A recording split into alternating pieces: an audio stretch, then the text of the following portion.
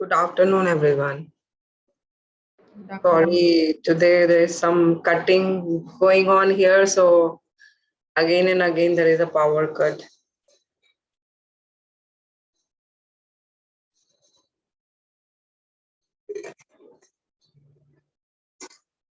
All of you can sit in any comfortable posture.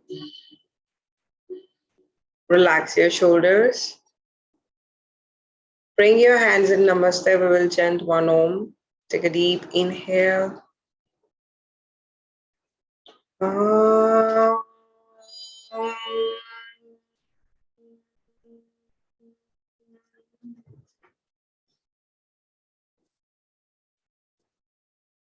Namaste.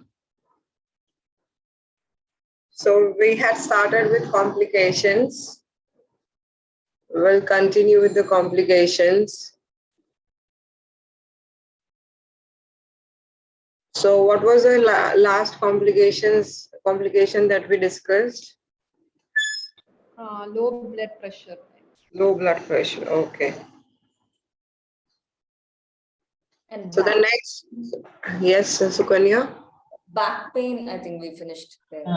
General back pain was the last. Okay, general back pain, okay.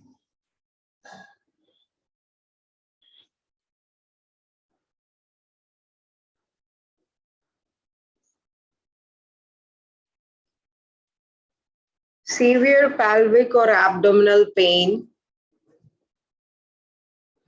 If it happens in the first trimester, if someone has a severe abdominal pain or the pelvic pain in the first trimester, it could be a sign of the tubal pregnancy. And if that happens in the last trimester, this could be a sign of placental abruption. So both of these are emergencies and you need to contact the doctor immediately. No asana practice to be given unless and until doctor says it is completely okay for her to do the physical exercise. Can you please repeat? In first trimester, it is a sign of Tubal pregnancy.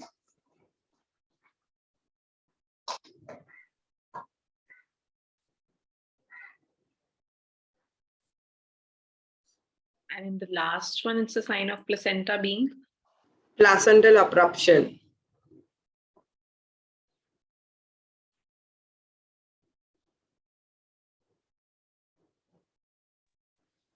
Okay, so both of these are emergencies. You don't want to give any asana here and immediately contact the doctor. Yes, Krishna Priya? Does it usually accompany with bleeding in the late trimester if there is an abdominal pain, or can that be?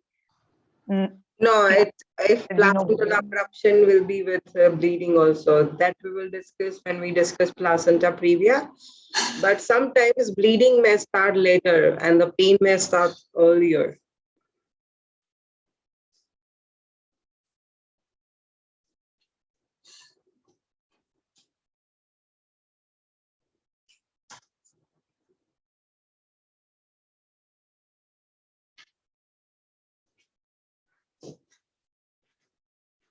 The next complication is gush of fluid from the vagina.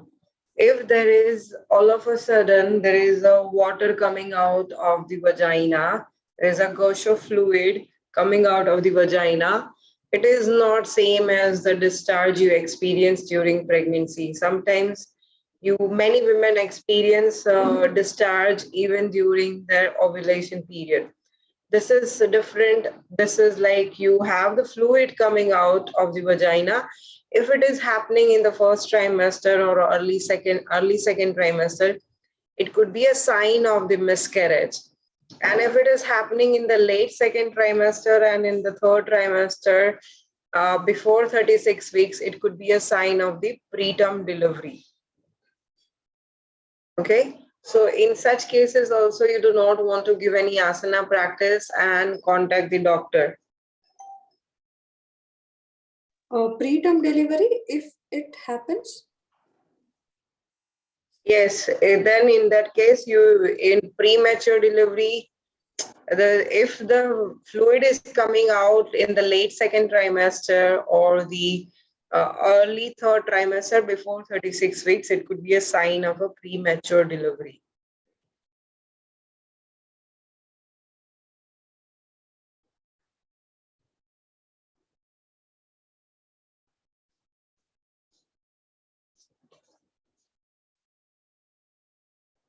Gush of fluid means like white discharge. It's like a water, like you hear water breaks out, water leaking out. So it is not like a white discharge. That's what I said. You do not mistake it with the white discharge. It is more like a water fluid. Okay, that fluid is the amniotic fluid that is building up around the baby. The fluid that is there around the baby, it is that fluid.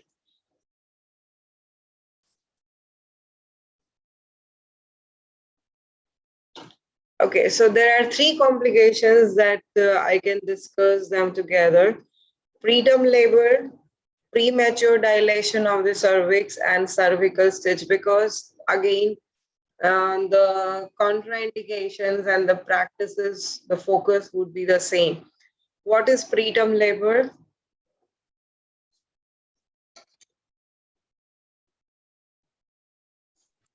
Premature delivery. The delivery due date of the Before 36 weeks. Yes, before 36 weeks, if the labor starts, it is preterm labor. How the premature dilation of cervix is different from the preterm labor?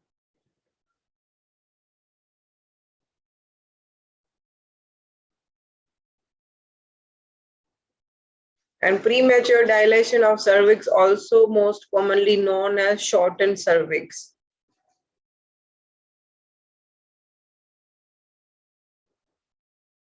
Many times doctors will tell you, oh, your cervix has shortened in the second trimester. That means it is premature dilation. You are not in labor, but your cervix has dilated earlier.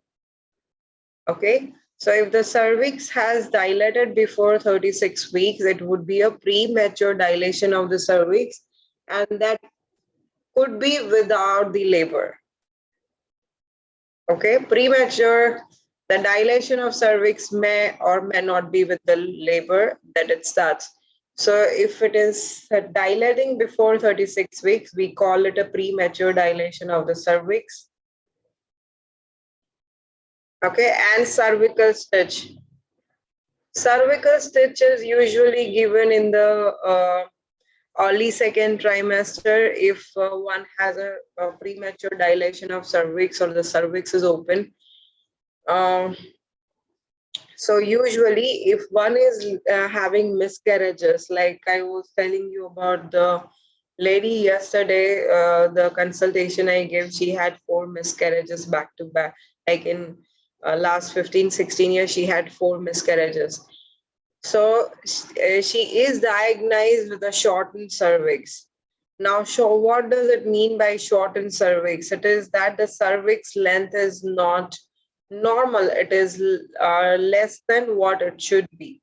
Okay, and it is a hormonal condition. So she was surprised to know that the cervix length can come to normal. If you bring the hormones balance back, then automatically your cervix, because all this is tissues, muscles, so they can reproduce and rebuild. Okay, but in some cases, if there are back-to-back pregnancies, like you're not giving enough time for your body to completely heal, then in that case, postpartum, the cervix may be still shortened.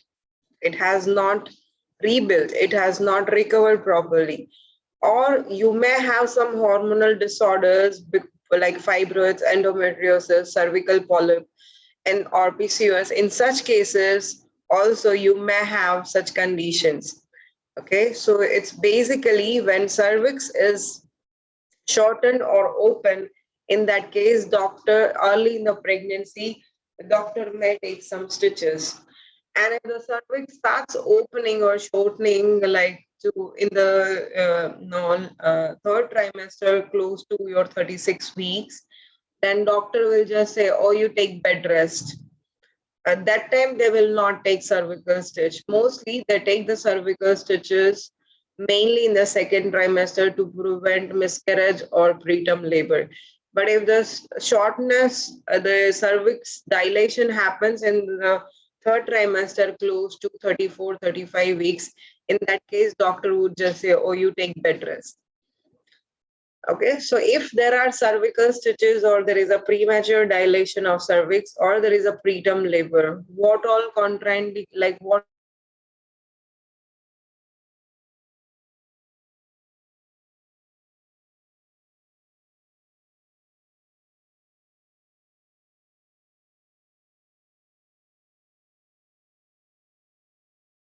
The video is stuck.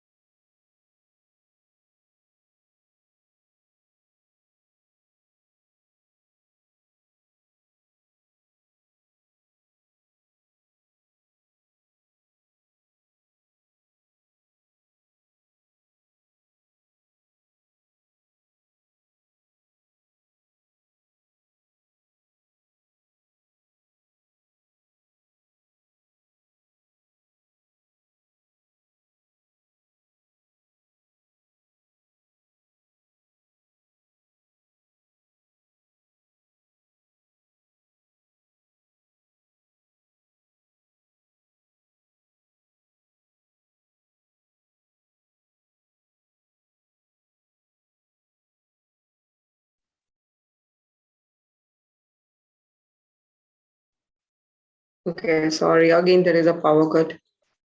So, uh, what all contraindications, like what all things you will keep in mind when you have any of this patient in your class? So squatting postures should be avoided. Yes, all kinds of squatting poses to be avoided, all kinds of hip opening asanas, including Ashwasanchalasana, okay, Malasana, all these asanas, Badkonasana, all these postures to be avoided. In most cases, they will also ask not to sit on the floor. They will ask to sit only on the chair, or in some cases, they may also be asked to take bed rest depending on the severity of the condition. So you want to ensure what is the, if the doctor has allowed her to jump some gentle movements, then you can do sitting on a chair, you can do gentle asanas and you can do gentle standing asanas. But you do not want to do any asanas that can even overstretch the belly, like Supta Vajrasan or Supta Virasana. Okay, this poses can also help stretch because they are connected with your quadriceps muscles. The moment you stretch your belly and quadriceps, your belly is going to overstretch. So you want to avoid Supta Vajrasan, Supta Virasana. You want to avoid Batkonasan, Supta Batkonasan, and all the kinds of hip opening asanas and the squats. Okay, so your focus has to be only on the gentle spinal movements and the joint movements. And if she's allowed to do Marjari, like she's allowed to do some movements, you may include Marjari Asana and some supine poses like Setubandhasana, supported Uttan Padasana. Those poses you may be able to do, but depending on if she's asked to take bed rest, then just focus on the joint movements. Okay. But if she's allowed to do some movements, then you will be able to give these poses like Vrikshasana, gentle Trikonasana. You can modify these poses and give them. Okay. Any questions here? So can they do the chair variation of the standing poses? Virabhadrasana, Trikonasana. No, because they become passive hip openers. Okay. This forward and back bend, is it okay? I mean, normal forward and back bend, not intense. No, you just do stretching on the chair and you can do gentle forward bend on the chair. That's fine. Like you hold the chair and you do 90-degree forward bend. Okay, you do not want to do anything which leads to pushing of the baby downward.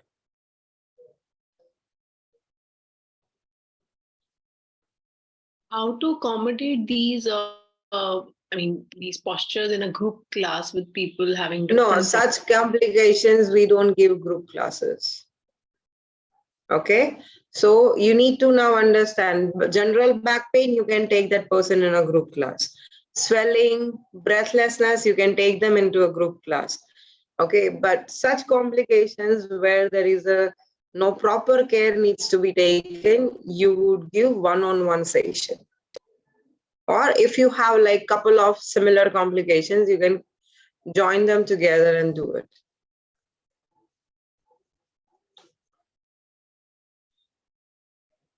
So you need to understand what is a common complication and what is like a complication which is not very common, not in the group.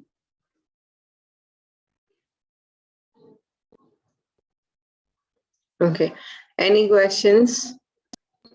Even the high blood pressure, blood pressure clients also are not allowed in the groups. They have to be dealt No, with. you can take low blood pressure because it is one of the common condition, and low blood pressure we do not have to modify the posture. Even high blood pressure, you can take it in a group. We will discuss the condition of high blood pressure in some time if today we have time. Otherwise, we'll do it tomorrow. So, depending on the blood pressure, the high blood pressure condition, you may be able to take them into the group. Okay, but where there is a high risk of premature delivery, those cases are not supposed to, because you in the group, you will be doing some physical activities and they might not be allowed to do it. Okay. So you may have like different complications, but you know that contraindications similar, you can combine them together. Like diastasis recti, if somebody has abdominal separation, we'll be talking that condition. In that case also, you can combine them together. Okay, the next complication we'll be discussing is hemorrhoid. What is a hemorrhoid? Piles. Okay, it's a piles, or it is a rupture of the rectum muscle tissue where one may experience bleeding. So hemorrhoids is though not a similar condition as the um premature dilation of the cervix or premature labor, but in people with hemorrhoids also, they will feel pain when they do hip opening asanas. So you want to avoid squatting, you want to avoid hip opening asanas with people with hemorrhoids. And there are two causes of hemorrhoids, and the first very common cause of hemorrhoid is a constipation during pregnancy. If one has a tendency towards constipation and constipation is not treated well, then it can lead to hemorrhoids. That is a very common cause of hemorrhoids. Secondly, it could be the psychological stress. Under stress, your body becomes inflamed. So there is an inflammation, and then that makes it difficult for you to pass a stool. So when you are holding a lot of psychological stress, in that case also you may have hemorrhoids. But the first condition is indigestion, and that is very common during pregnancy because women experience digestion issues during pregnancy.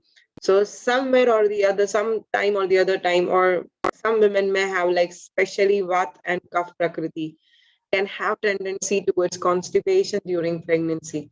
So we need to understand it could be the constipation that needs to be taken care of.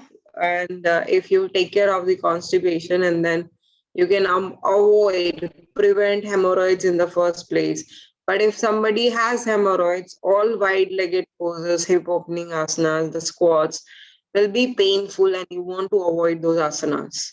Okay, so still the condition is not the same, but the protocol may be very similar to you know, whom you would give with a premature dilation of the cervix or cervical stitch or the preterm labor.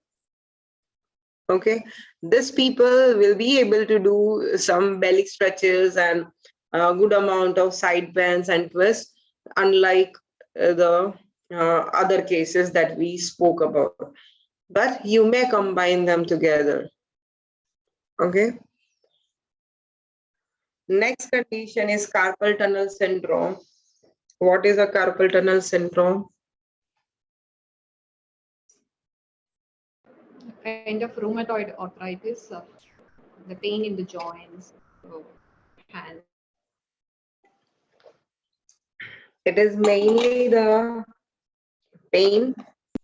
If the pain is coming from the thumb, the index finger, and the middle finger and traveling up, so it is mainly the carpal tunnel syndrome because there is a nerve which is pinching from the carpal part of your hand, and that is causing the discomfort and pain and sometimes swelling. And this is also sometimes common during pregnancy. The reason could be the vitamin D and calcium deficiency, because your baby is know that your baby is coming into this world to take from you, and as a mother you are a giver. So if the baby needs calcium, mother's bones actually starts releasing calcium without worrying about her own calcium levels. So sometimes that is the deficiency of the calcium and vitamin D that could lead to the carpal tunnel syndrome. And in such cases, she may experience pain either in the one arm. Mostly it could be only in one side, but sometimes it could be both sides. In that case, you do not want to do the poses that can create more pain. That's why yesterday when we were doing the poses on the hands, we modified with the forearms. So you can keep the forearms down and modify the poses wherever you're going to keep the hands on the floor. Okay, and you can check with the doctor if it could be a vitamin deficiency. It could be corrected with the supplement or the right diet.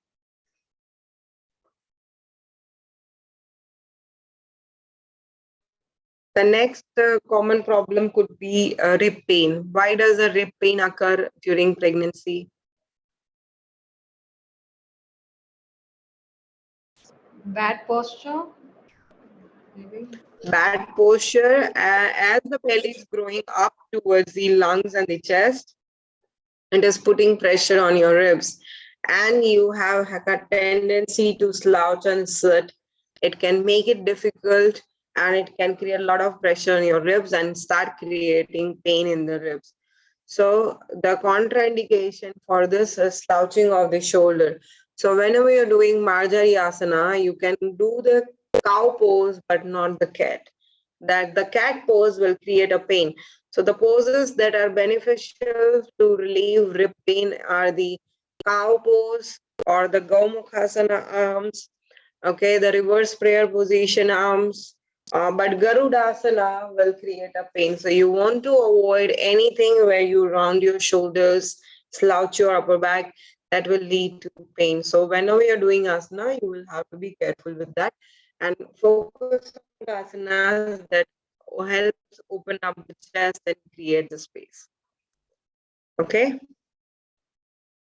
The next condition is sciatica or the slip disc. I'm right. These are two different conditions. Slip disc may lead to sciatica, but sciatica may not necessarily be accompanied with slip disc. But the contraindications or the care that you would take would be very similar. So people with sciatica, still they can do full forward bends, but they need to ensure their knees are bent while they're folding forward. Whereas people with sciatica, they should not bend more than a 90-degree forward bend.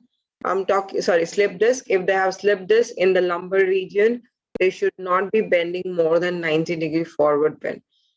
Okay, so what are the precautions you would take if somebody has sciatica or slip disc?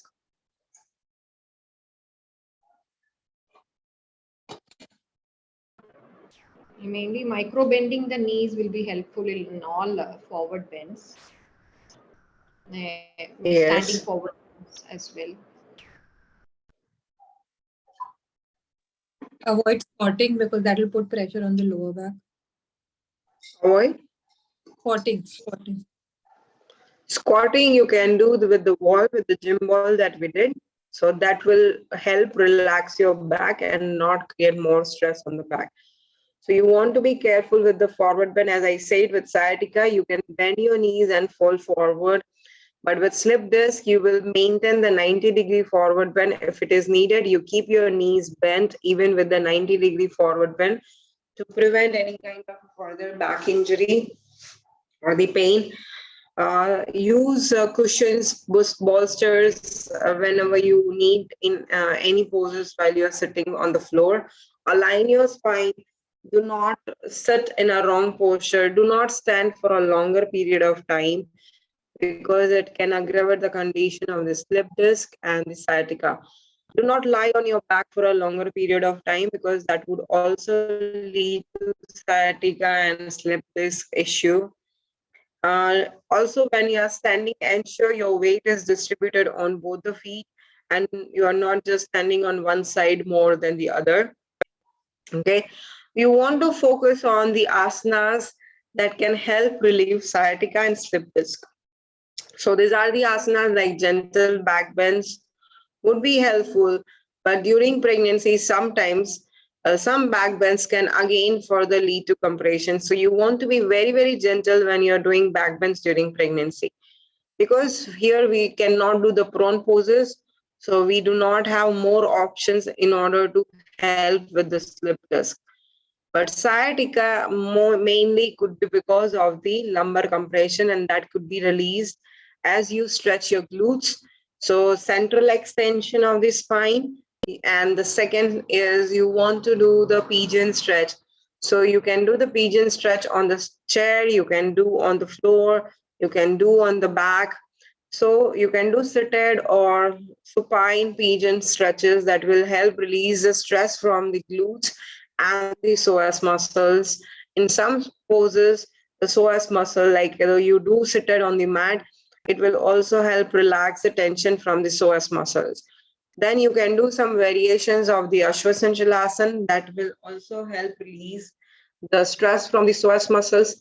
So you want to focus on releasing the tension from your glutes, and you want to focus on the releasing the tension from the psoas muscles in order to decompress your lower back and focus on the central extension and gentle strengthening asanas, especially for slip disc like Marjari Asana. Marjari Asana will be helpful in order to strengthen your core. Vyagrasana, Setubandhasana. Setubandhasana is one of the very beneficial asana in order to strengthen your pelvic muscles, lower back muscles, and the core muscles. It would be very helpful for people with slip disc. Okay. So similar care needs to be taken when you, like what care you have taken during general back pain, you want to be careful with the same. Okay. Any questions here? In non-pregnant women, we do the half pigeon, but here you said the inferior vena cava compression might happen, right? When they do a strong back bends. So how does it help? No, here? we just we don't go into the back bend.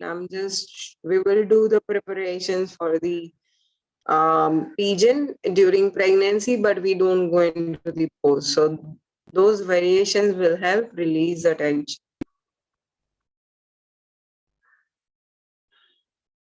Half pigeon with some modifications for pregnancy, right? Yes. We don't do stretch for the upper body, only the lower body.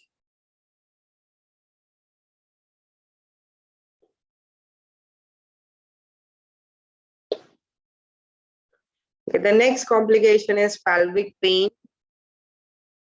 So now there can be various points in the pelvis and there could be different reasons of the pelvic pain. So this is your pelvis. Okay. What is this?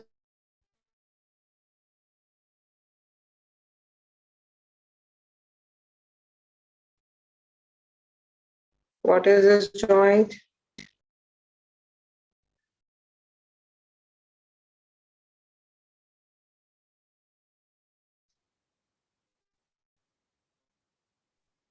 Can you see it? It is joining your two pubic bones. Okay, this is your pubic bone. This is your pubic bone. This joint is called symphysis pubis. Okay, it is like 1 inch above the opening of your vagina. So like 2 fingers above, you can feel it on yourself. Like that is this joint. It's called symphysis pubis joint. And this is your pubic bone. Okay. Then, which is this joint? The ball and socket joint, right? Ball and socket, it is your hip joint. Okay. What is this joint?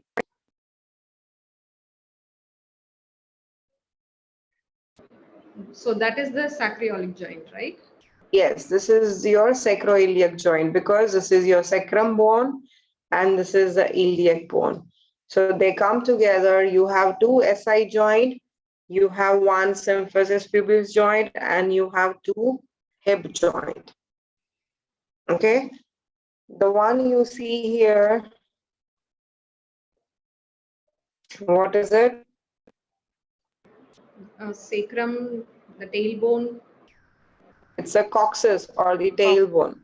Okay, so this is coccyx or the tailbone. Now, you may have different pain during the pregnancy, depending on which trimester you are in, which week you are in, and what is the baby's position. So if a woman has an instability pain will be mainly in the joint. Okay, instability pain that you experience could be in the SI joint. Okay, here behind. So if they're experiencing the pain on the back of their hip, okay, so you have two SI joint if you are experiencing pain then. If you are experiencing pain in the symphysis pubis joint, like here in the front, or you are experiencing pain here at your hip joint. Okay, so in the late second trimester or early third trimester, when the baby's head is not engaged into the pelvic cavity, this hip joint could be clearly a sign of the instability pain. But if a woman is experiencing this pain, sometimes you may have confusion what kind of pain it is, because in instability pain, we do not want to do any hip opening asanas. We want to focus on strengthening first. Okay, so it is very important for you to identify if the pain is because the baby is putting pressure on the joints or it is the instability pain. So mostly if a woman is complaining about the SI joint pain and the symphysis pubis joint pain or the hip joint pain in the late second trimester or early third trimester, when the baby's head is still not engaged into the pelvic crust, okay, in the pelvic cavity, then in that case, it most likely it could be the instability pain. Okay, so what is instability pain? The relaxin has relaxed this tissues, So when you are moving, what is happening? The sacrum is not moving along with the iliac, then it is moving in different direction. Sacrum is going forward, this is going back, this is going back, then this is going forward. So that leads to pain. Same here, these two bones are supposed to move together, but then because of the instability pain when you're moving, they are not moving in the same direction and they start pinching around they start pinching the nerves, they start pinching the blood vessels around. So that leads to pain and discomfort. And for this kind of people, the strengthening like squats. We did the squats with the gym ball, like keeping the gym ball behind the back and did the squats.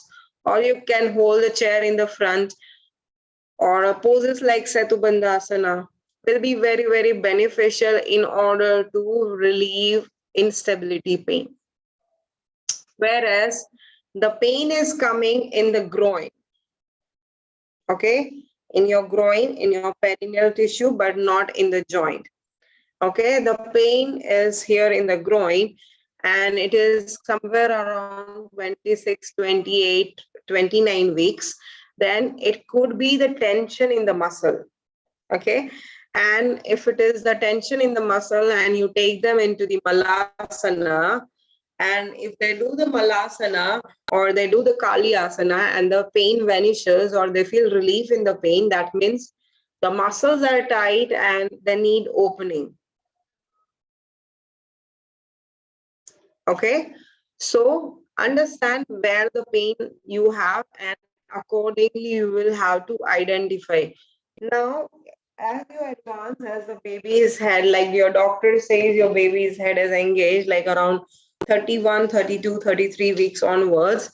If the head is engaged, then head can create pain. It can create pain in on your tailbone, it like Cox's pain, the perineal pain. Also, it could be on the one side of your pubic bone. So sometimes women complain, oh, I have pain in my pubic bone on the right side, or I have pain on my pubic bone on the left side. So sometimes baby is just putting pressure on the right side, sometimes on the left side. Sometimes it is putting pressure on the symphysis pubis joint, sometimes on the sacrum, so sometimes on the SI joint. So in that case, what will happen? The hip opening asanas would be helpful in order to create space. But in this case, what you will have to do, you will have to do the external rotation of the hips and internal rotation. So you'll have to focus on the Kalyasana as well as the squats with the toes in, or Prasarit Paduttanasana with the toes in, or Virasana to release the top of the pelvis and the lower part of the pelvis so the baby can relax in the pelvis. Okay, but you would find these cases mainly in the later part of the third trimester. Okay, when the head is engaged and baby is putting pressure in the joints. So if the head is not engaged and you experience pain in the joint, most likely it is the instability pain. And for that, all kinds of hip opening asanas could be contraindicated. Like if you have symphysis pubis joint pain, okay, in that case, Ashwasanthalasana or the front split, middle split, all these asanas are contraindicated. Okay, so the moment if a woman feels pain when she's doing the any hip opening asanas, and understand it could be the instability pain. And how would you identify women with women who are hypermobile, have loose joints, like they're very flexible? So there was this yoga teacher who had done the prenatal training, and when she conceived, she was doing the pregnancy classes with me.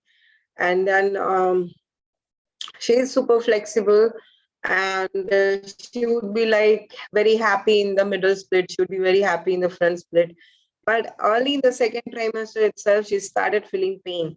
So earlier she would just sit like very happy, and then when the relaxant started releasing, she started experiencing pain in these joints. So I asked her not to do any hip opening asanas and focus on the strengthening ones. because she was already having a lot of flexibility at her joints. And when the hormone relaxin is going to release, it makes your joints even loose and it leads to instability. And she didn't have strength in her muscles, even though she was a yoga teacher.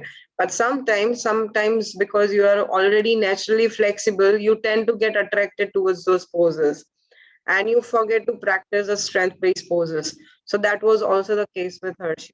Her practice was driven more of the flexibility. So she hadn't focused a lot on strengthening aspect. So in such cases, you will have to focus more on the strengthening, and then you can take, once they feel stronger, then they can again start with hip opening asanas. Or you may focus on the active hip opening asanas, like Kali Asana, where you're going to focus on flexibility and strength together, but that is only after you have done strengthening for few days and her pain has reduced. Okay, any questions here? How to strengthen them who have the instability pain? What are the asanas to strengthen the? That's what I said. The squats, you put the gym ball behind your back and do the squats, or you can hold the chair in the front and do the squats. Setubandhasana, Vyagrasana. Okay, these are some of the best poses to strengthen. And the reason for the instability pain is only the hormones relaxing, or the other any other? No, it is mainly because they are naturally more mobile and the relaxin is releasing, and their muscles do not have strength to hold the bones in one place, and that's why they're moving here and there. So we can identify where the pain starts. That is how we can identify the instability pain, right? Yes, that is one way, and when they are experiencing in their pregnancy. And if you give her like Kali Asana, or if she's going in Malasana, she's doing Ashtrasanchasana, if she's experiencing pain, that means it is instability pain. If it is because of the tension, or if it is because of the baby putting pressure, she would feel relief. Like my sister, just 4-5 days before her labor started, she had developed SI joint pain. She could not sit on the floor, but she would sit on a gym ball and the pain will release. So she could not do Baddha on the floor because it was triggering pain. But the moment she would sit on the gym ball and do the Kaliasan pulsations and sit there, the pain would go away. Okay. But it would be, the baby would be putting pressure only towards the end once the head is engaged. So it may happen only after 32, 33, 34 weeks onwards. But before that, it could be the tension in the muscle. That's why they may have pain. But if it is specifically at a joint, it could be the instability pain. The tension pain would be more in the perineal muscles. Suppose they have been doing warrior very well throughout the pregnancy. As you said, they develop the instability pain later. So we have to stop all the warriors as well. No, if you have been focusing on the strengthening asanas, you are automatically reducing the chances of instability pain. Okay. So you have to focus in the second trimester. That's why I said you focus on active practices. Okay, if you're focusing on the active hip opening, where you're focusing on the strengthening and flexibility, you are automatically reducing the chances of hip opening. And I had mentioned yesterday also, Setubandhasana should be there every day in class. Okay, it is one of the best poses for pregnancy, unless you have certain contraindications, like you have high blood pressure, you have nausea, vomiting, acidity, heartburn, constipation. Then in that case, you would avoid Setubandhasana. But otherwise, do Setubandhasana because it is one of the best posture. Prevent back pain, prevent instability pain, strengthen your core, strengthen your lower back and pelvic muscles. And it is an inversion, so you get the benefit of the inversion, stimulates your thyroid, parathyroid glands also, very good for during pregnancy. And it can be performed by most people, like even beginners can do Satubandhasana. Just you need to do it in the right technique. Like Hamsika sent me yesterday a video, if she can, a lady was doing in her third trimester Setubandhasana. Yes, she can do it, but the tricky part is third trimester, if you do not do correctly, it can lead to back pain. So we will learn the right technique to do the pose. Okay. So the instability pain starts, we can identify only when they do the posture and sometimes they develop that pain. So that means the instability pain. That is how we identify that, right? Only during the asanas or during passive. No, they will have pain because the instability pain will come when they're walking, they're sitting down. Okay, not during the asanas, but if it is the tension pain, okay, the moment you give hip opening asanas, they feel relief. But here the pain will increase. And Thank there you. is another reason of having any kind of pelvic pain could be the fear. Okay, if you cannot identify the cause of any kind of a pelvic pain, like a woman is experiencing, some days she's experiencing a pubic pain, some days she's experiencing SI joint pain, some days she's feeling pain in the tailbone, then know that she may have the fear, or she may have a very chronic pain, but it is not the instability pain, it is not the baby that is putting pressure, so it could be the fear. Okay, so if you identify, there was this case where one student from the past batch, she had come contacted me about her client. She was like, I'm giving her strengthening practices to relieve her pain. She's doing hip opening asana, she's doing Setubandhasana, whatever you have discussed, she's doing, but she's not able to, her pain is not going. And then I asked her the status, like how much fear she's holding. Then she said she's having a lot of fears. Okay, so fear can also trigger pelvic pain because the fear sits in your root chakra. So it causes the pelvic pain, the pain in the knees. So if you're experiencing those pain and you find out the lady has a lot of fear, the fear could add on to the pain.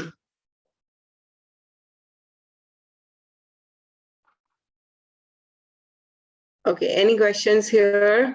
So this instability pain is quite common in second trimester amongst many women, or is it a rare condition?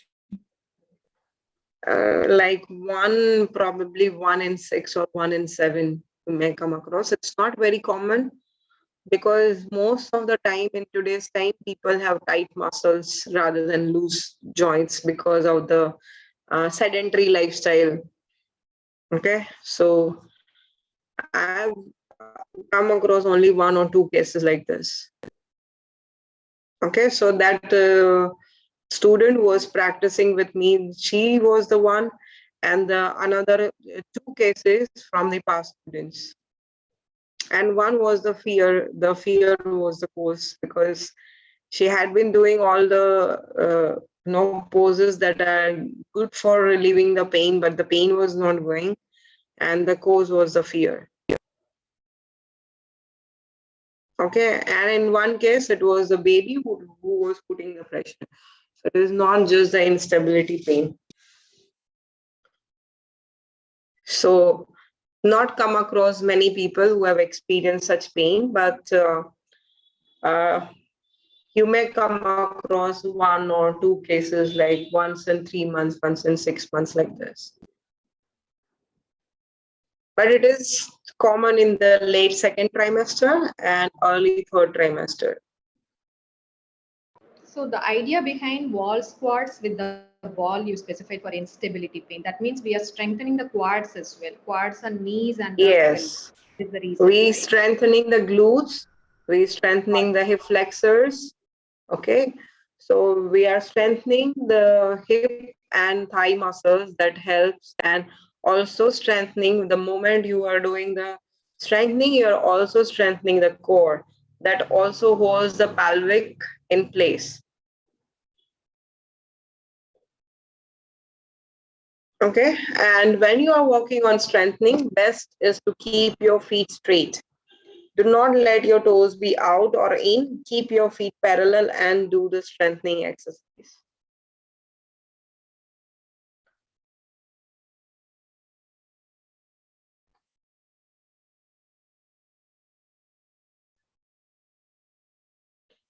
Okay, the next complication is varicose veins. What is a varicose vein? The nerves around the leg, they get a lot of blood circulation is being completely restricted, and there is a blockage of the circulation there. The veins get tangled. So when there is a stagnated flow in your blood vessels, the blood start clotting and you will see small nodules. Okay. So more common in the legs, but sometimes it could be there in your arms also. So you may see the green color veins, like enlarged grains with some nodules in case of varicose veins. So a few weeks ago, I had a case from the one of the past students. She had got her bhabhi to meet me for the consultation. She was a chronic case of varicose veins. She had developed varicose veins in the second pregnancy, and it's been 13 years. She has a chronic level of varicose vein when doctor asked her to go for surgery. Her doctor had asked her to go for surgery, I think 2 or 3 years ago, but she has still not gone for surgery. And she has many other issues, and her um, family is to blame because she belongs to a very conservative Marwadi family, and her routine is messed up. She doesn't even get like time. She had to, like, I had to set a consultation according to her availability. And when she came for consultation, she was working in the kitchen and she met me. So she would not even get like some time off. All the time she's standing and working, and her health is being ignored by her family members for whatsoever reason. And she has a lot many issues in her body now. So the varicose veins is a serious condition, and it can last for a longer period of time, like our whole life, if it you develop during pregnancy and if you do not take care of your body. So it is mainly because of either you are into sedentary lifestyle or you have a job where you have to stand for a longer period of time. Okay, that will lead to the blood staying in your lower extremities and not able to move back up. Okay, so what care you would take with people with varicose veins, and what would relieve varicose vein? Heel stretch and toe and heel movement up and down. And Yes. So you can keep the blocks, or you can stand close to a small step. Ensure you have something to hold on to. You keep the front part of the foot onto the elevation, like you're using a block. You keep the front part of the foot onto the elevation, heel onto the floor, and do that heel stretch. Okay, so you want to stretch your heels and the calves in order to increase the blood circulation. Apart from that, all the joint movements of the legs, toes, ankles, knee movements would be very, very important. And inverting the leg above the hips will be very beneficial. So you can do supported Uttan Padasana, okay, where the legs are inverted. But during pregnancy, you are not going to lie on your back for a longer period of time. But you can do this for 5 minutes, 10 minutes. In the third trimester, you want to be careful.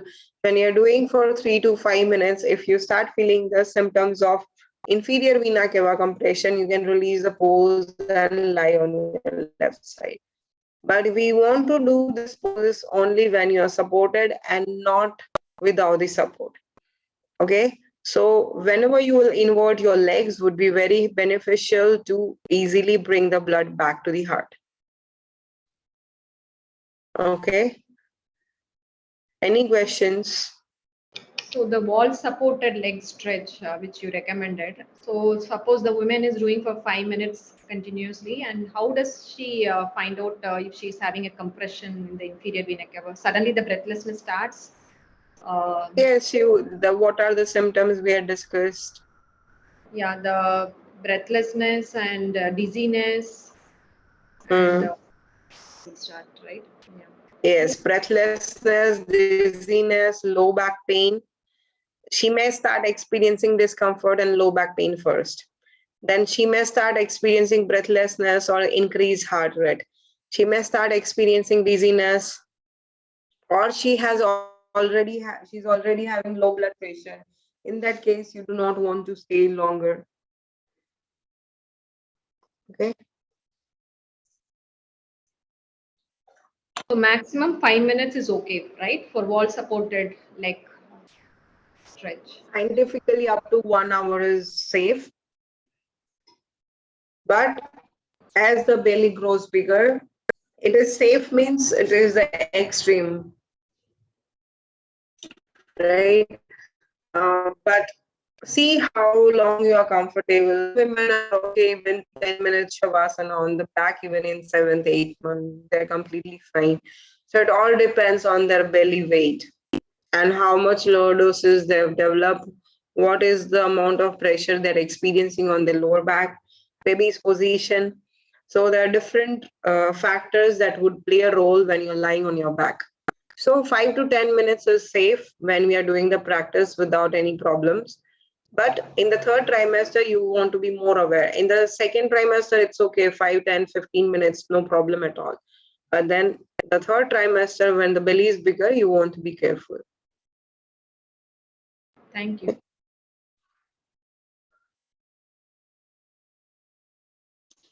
So you want to include joint movements, you want to include inversions, you want to do those calf and heel stretches, uh, do the standing asanas with the chair or wall support.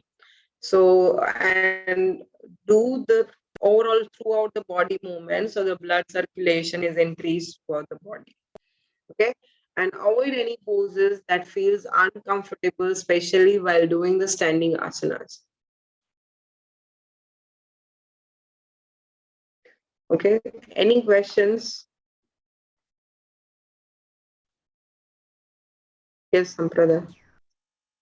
Yeah, this varicose veins, is there any chance that the vein gets open during the labor pain or something? Because my mom had told she had faced during her delivery, and she has it now also. It's a little intense for her too. Is it possible that during that labor pain, it opens up and blood seeps out? During the lab opens up, I mean ruptures. Ruptures, yeah. She said I mean, the blood came out during the delivery pain and all. Yeah, sometimes it happens that blood vessels ruptures because the veins are enlarged, right? Okay, so it is a possibility that the blood vessels within your body also ruptures because under the stress, when you are going through the labor and when you're pushing the baby, your body is going through a tremendous stress. Okay, so that may lead to rupturing of the vessels if you have been holding or tensing too tight. Okay, so you're like squeezing your muscles, you're holding it too tight. In that case, it can rupture. Yeah. Is there any surgery available for that? Like, can they go for it? I'm not sure. You can check with a doctor about the surgery for this. Okay, I know they have surgery for the varicose veins, so I'm sure now medical would have some other surgeries also for this.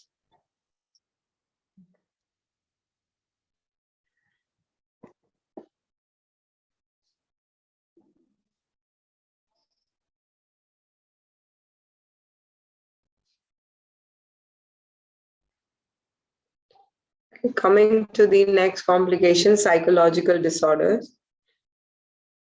So how do you differentiate if it is a psychological disorder and not a pregnancy-induced mood swings?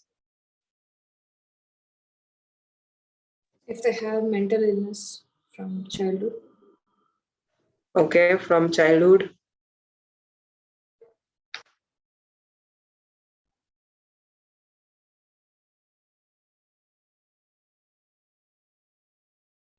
So first of all, you will know that if they had any pre-existing psychological issues or they have had any psychological issues in the past. Okay, so during pregnancy, they have a tendency to develop such psychological issues because of the hormonal imbalances. The hormones are changing. In that condition, they may develop psychological issues. So how do you differentiate if it is not a temporary psychological issues and it is a long-term chronic issue? Is if it is just a pregnancy-induced temporary issue, then in that case it would go within 3 days, 5 days, 7 days. Okay, uh, you will be feeling okay after few days. Your hormones come to normal and you feel completely fine. But for some, it could lead to the prolonged depression, prolonged anxiety, because they may have tendency to fall into such conditions because of the past, or they have been carrying it from the past. So it could be pre-existing, or they have had in the past. Those with menstrual irregularities or extreme PMS, or those who have fibroids, endometriosis, those people also have tendency to develop psychological issues during pregnancy. So any hormonal conditions like thyroid also have tendency to develop psychological issues during pregnancy. So any pre-existing hormonal imbalances or the disorders related to hormones, if they had pre-existing mental disorders or they had it in the past, okay, if they are a single mother or they are going through some financial issues, okay, in such conditions also they can develop some psychological issues like depression or anxiety about how they're going to take care of it.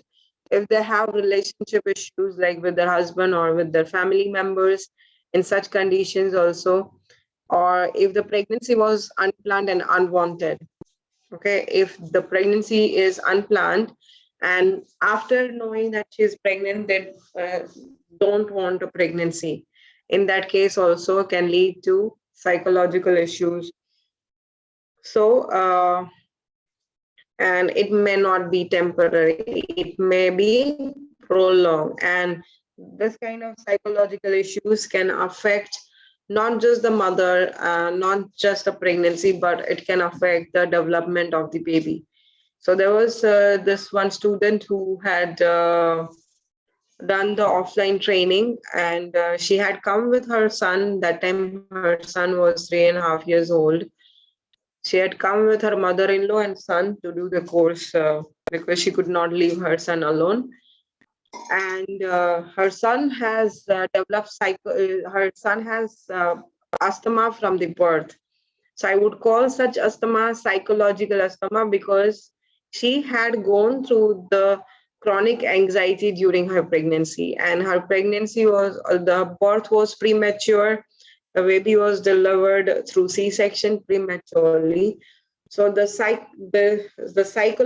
psychological issue of the mother passed on to the baby, and baby also developed psychological asthma. So this condition is known as psychological asthma. That is because of the some kind of psychological stress. The baby's organ could not mature enough in order to live normally.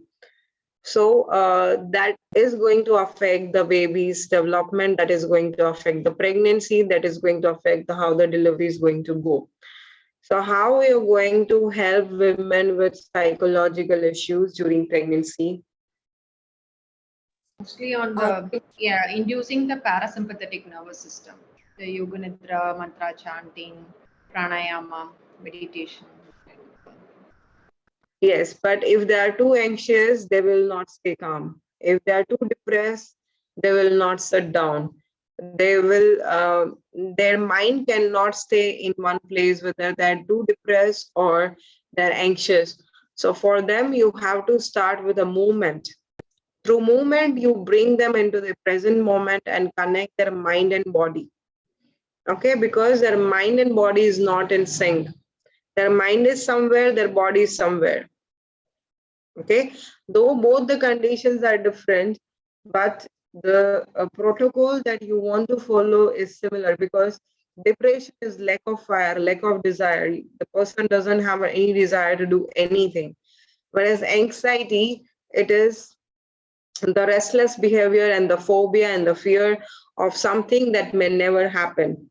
So it is overactivity. With one is underactivity, one is overactivity.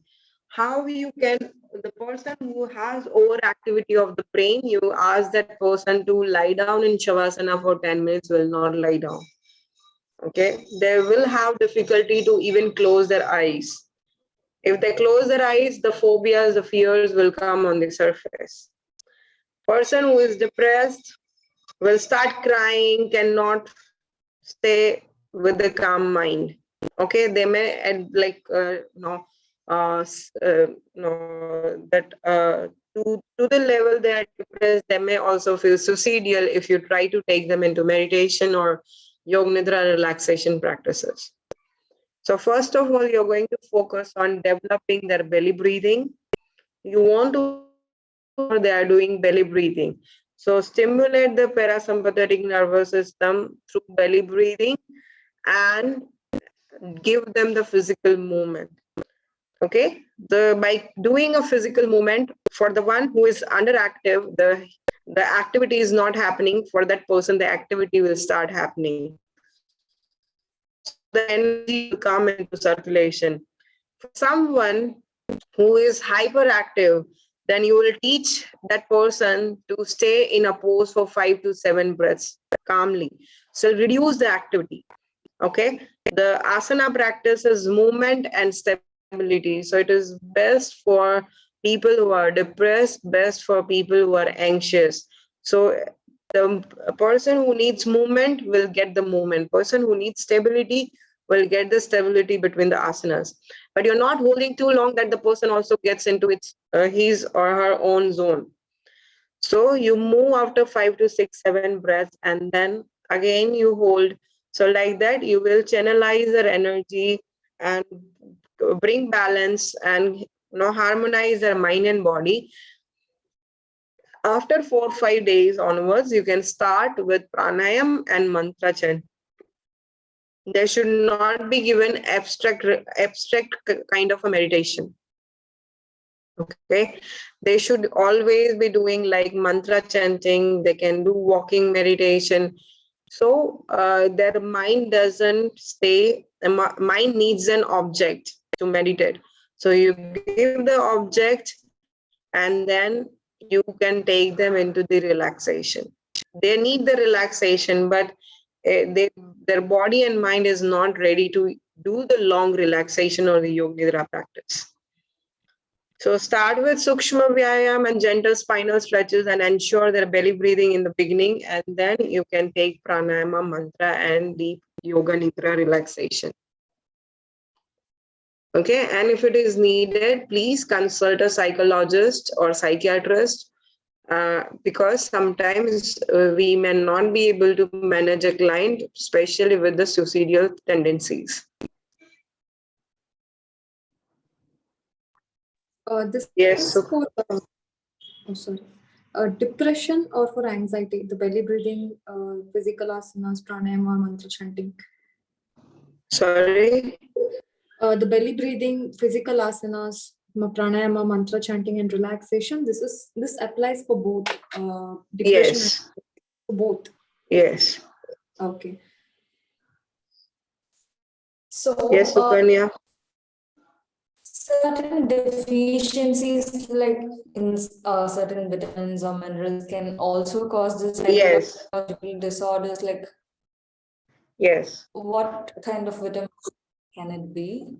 So magnesium deficiency is known to affect your moods.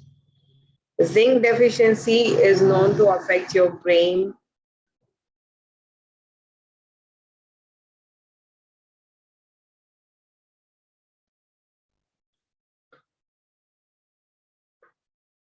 Okay.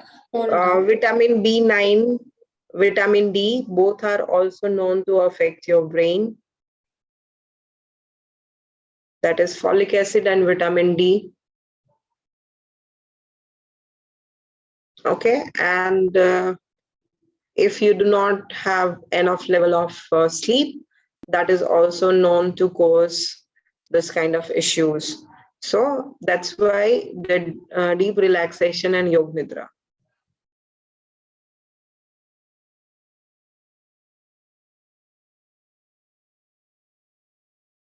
Yes, Hamsika. So, if they are having some severe issues like depression or anxiety and they are under medication throughout the journey in pregnancy journey, will that medication affect the baby growth? No, doctor will alter the medication if she's pregnant. Okay, some medications, of course, will affect the growth of the baby. So when she is pregnant, she may be put on some different medication. But of course, you take any allopathic medications, they would have some side effects to it. So it's, but if it is the only solution, then we cannot help it. She has to take it.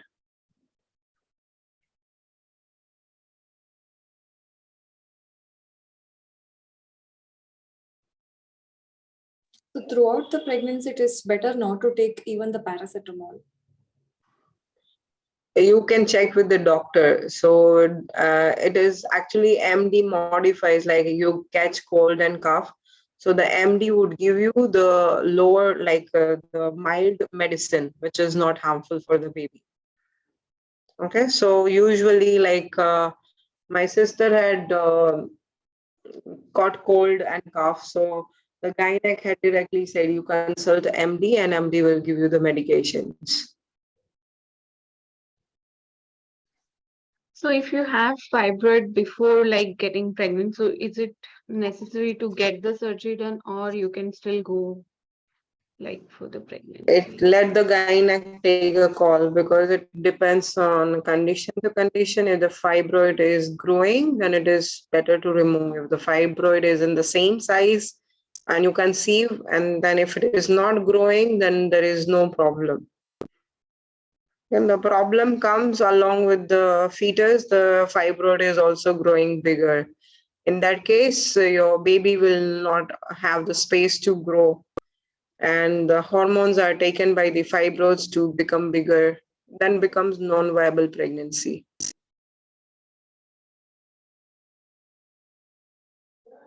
But first of all, they have removal is not the solution. If they have fibroids, first of all, they'll have difficulty conceiving, and then they think of going for surgery. The surgery is not going to balance the hormones, just relieve the symptom. So they still will have difficulty conceiving.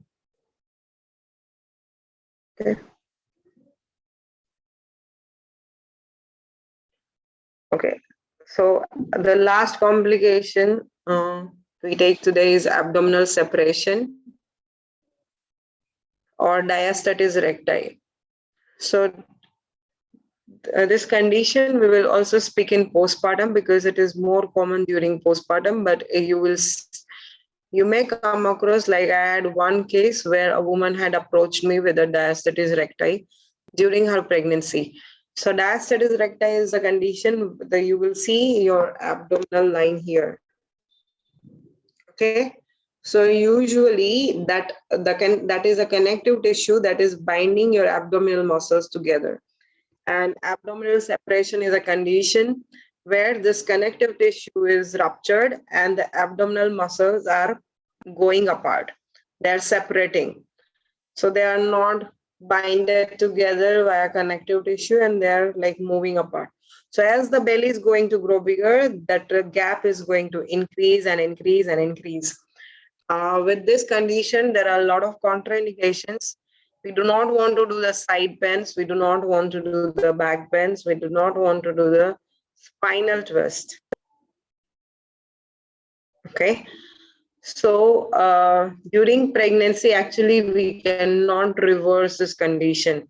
Only postpartum, we can help reverse this condition. And the common symptom of diastasis recti during pregnancy could be the severe back pain.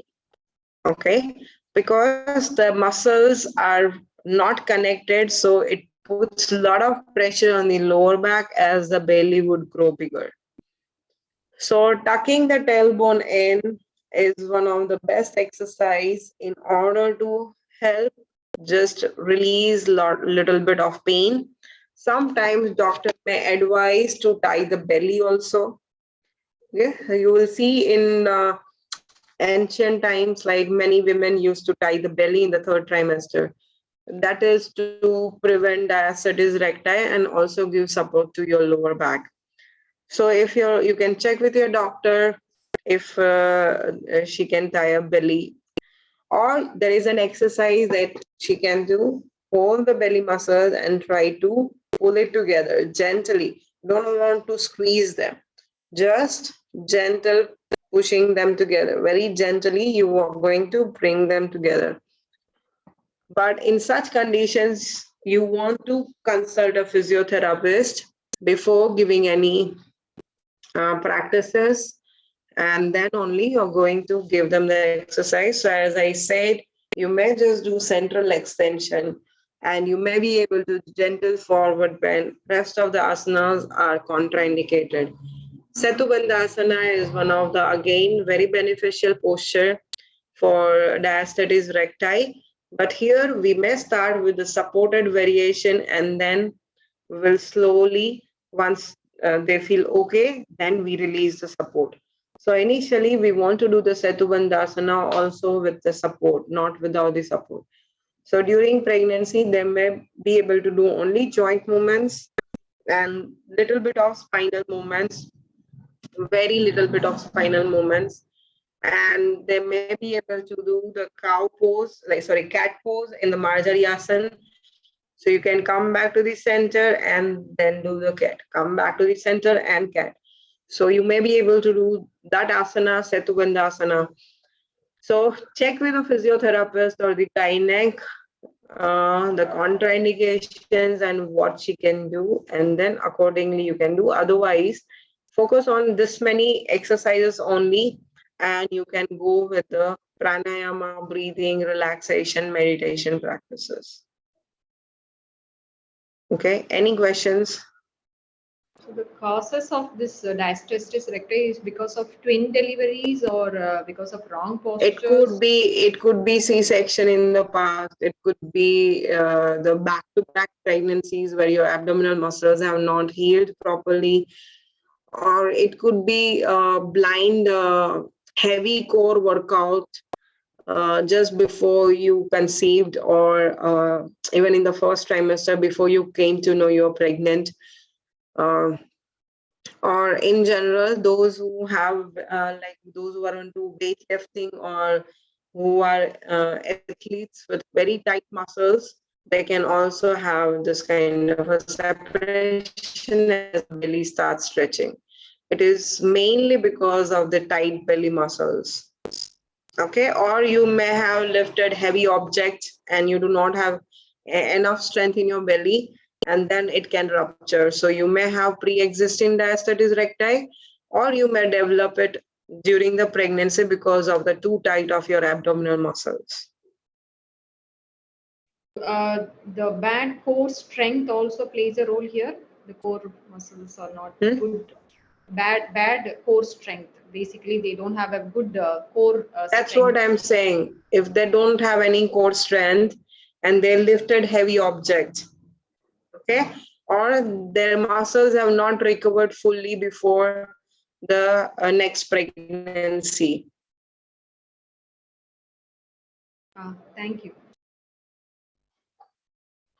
Yes, Krishna Priya. Ma'am, is diastasis recti painful? Can the woman know somehow that she is having diastasis That's what I recti? said. She would have a serious, like severe back pain. She would complain about severe back pain. Okay.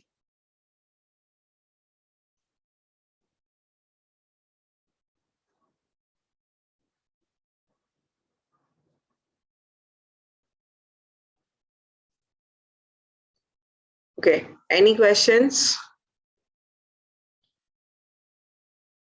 So tomorrow we will be doing some of the very important complications, gestational diabetes, hypertension, breech baby, placenta previa. I think these are the complications that are left. Along with high blood pressure, I'll be taking two more complications in the same under the same complication. So these are the complications we are left with, and I'll check if there are any other if I've missed. Okay, so you can take a break and come back for the practice session.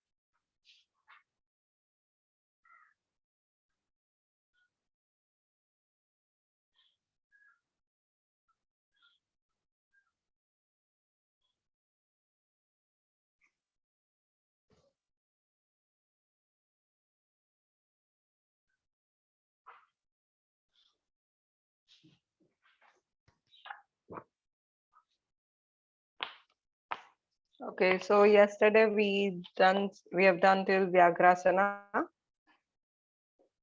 So we will be doing some variations of the uh, Parigasan, and before we do Parigasan, all of you can do the puppy pose.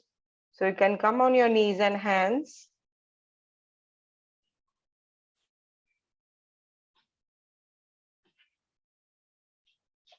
We are going to modify up, if you are a regular practitioner, up to 4 to 5 months. Till the time you feel comfortable, you can just go into the normal puppy pose. But for late second trimester and the third trimester, you can also modify for your own self. Otherwise, you can give this variation to everyone from the very first trimester. You can come on your knees and hands.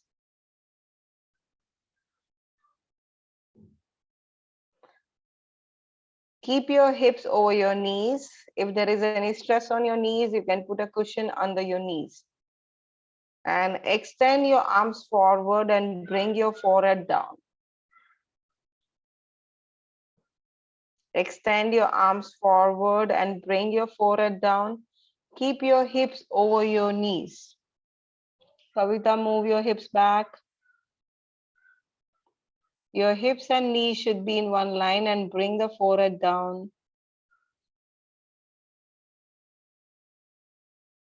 Hamsika, you can try bringing the forehead down. If that is uncomfortable, then only you can keep a block or bolster. Extend your arms fully. Do not let your elbows be bent. And stay. Breathe.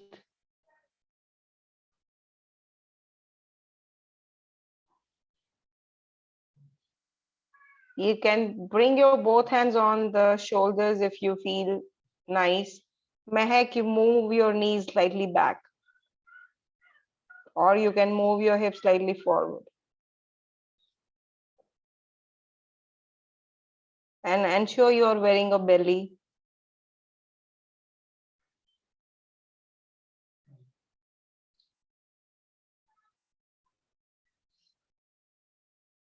And slowly you can relax into the child's pose. You can open your knees wide apart and relax in the counter pose.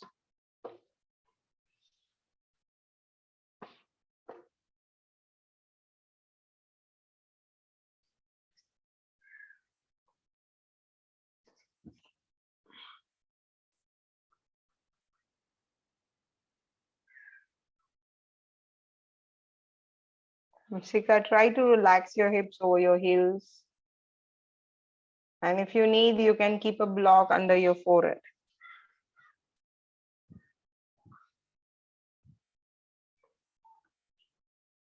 Inhale, sit up. This is also an inversion, so contraindicated with high blood pressure people with nausea, vomiting, acidity, heartburn. So you would want to avoid this pose for those people. And those with bridge baby and who have never done yoga before, instead of starting with downward dog or Prasarit Padottanasana, you can also give them the puppy pose. So to do the puppy pose for breech baby, because they would be in their almost close to 34 weeks on, like they would be around 33, 34 weeks. So their belly could be bigger. In that case, what you want to do, you want to raise your knees. So you can raise your knees by 1 foot. So you can keep bolsters under your legs, under your knees, and then you can extend. So I'll just quickly show you the variation.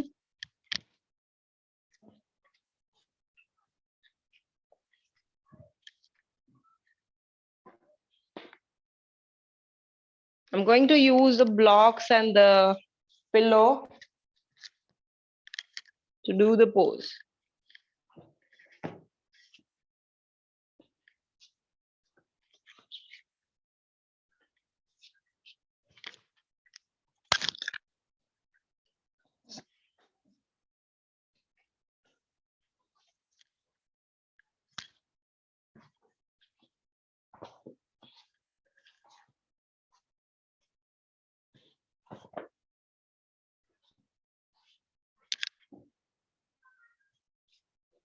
So I'm going to raise the height of my lower legs. It is ideal if you can also relax your feet so you have a longer support, and then you may have to help them go into the pose because they might be a beginner and they cannot understand how to go. So you can walk your hands and go into the puppy pose.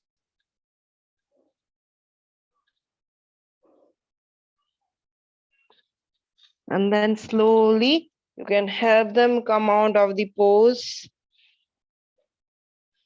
So increase the height, it would be helpful.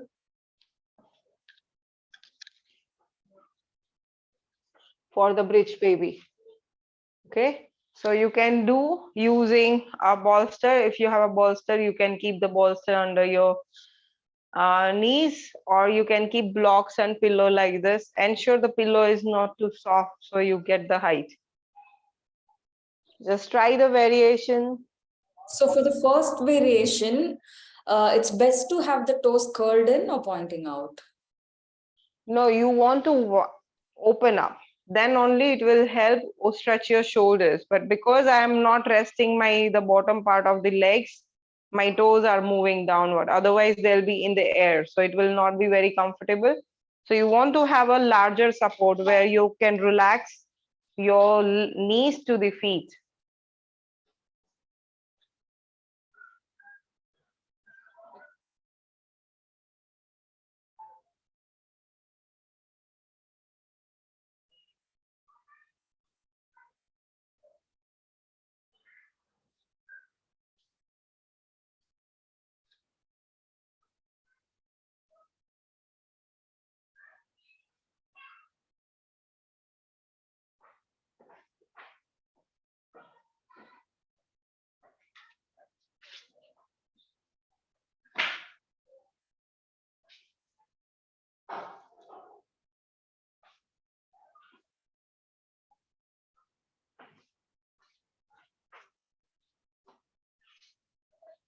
Once you are done, you can come back on the mat.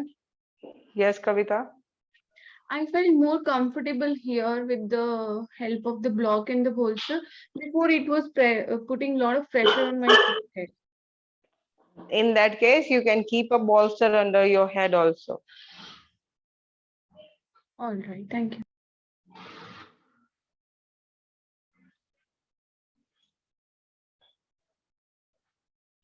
So if you have a low-lying sofa or sitting arrangement, from there it would be easier to do the variation.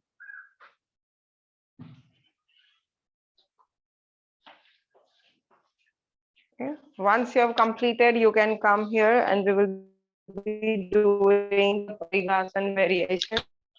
So to do the Parigasan variations, you can keep one chair close to you and the blocks. We are going to do it together. So you're going to be on your mat and come on your knees.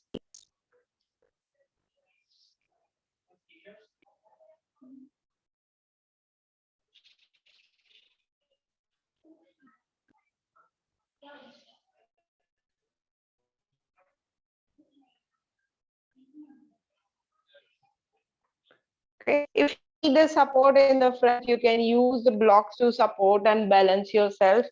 Open your right leg to the right side.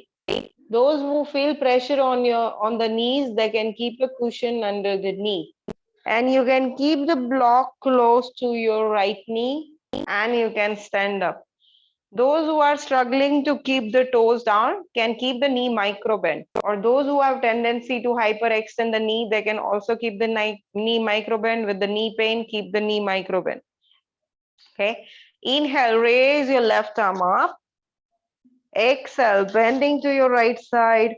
Open your chest and look to your side or straight and stay. Breathe. 4, 3, 2, 1. Inhale, come back to the center. Exhale, relax. You can do also the other side. The amount of stretch you want will depend on whether you're a beginner or regular practitioner. You can start with the highest level of the block. Keep the block in the highest level. Inhale, extend your arm over your head and stay. Breathe.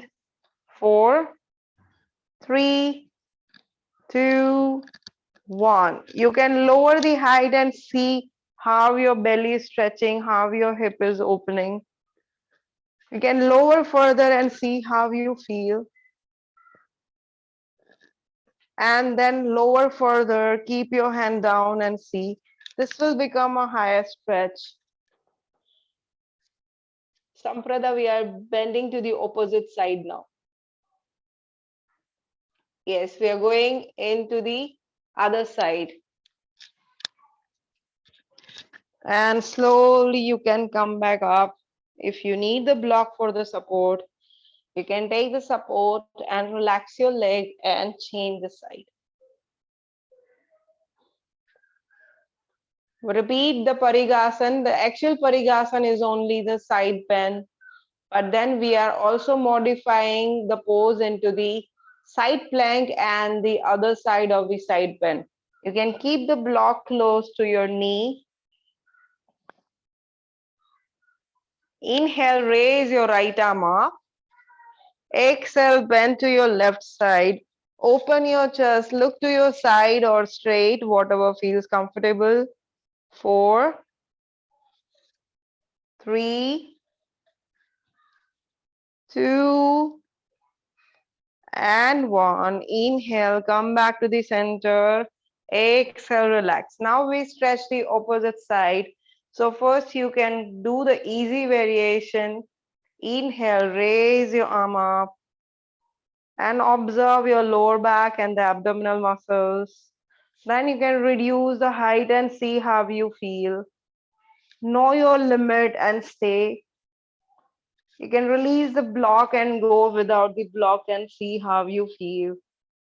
It should not lead to overstretching, and overstretching varies from person to person. And slowly you can come up.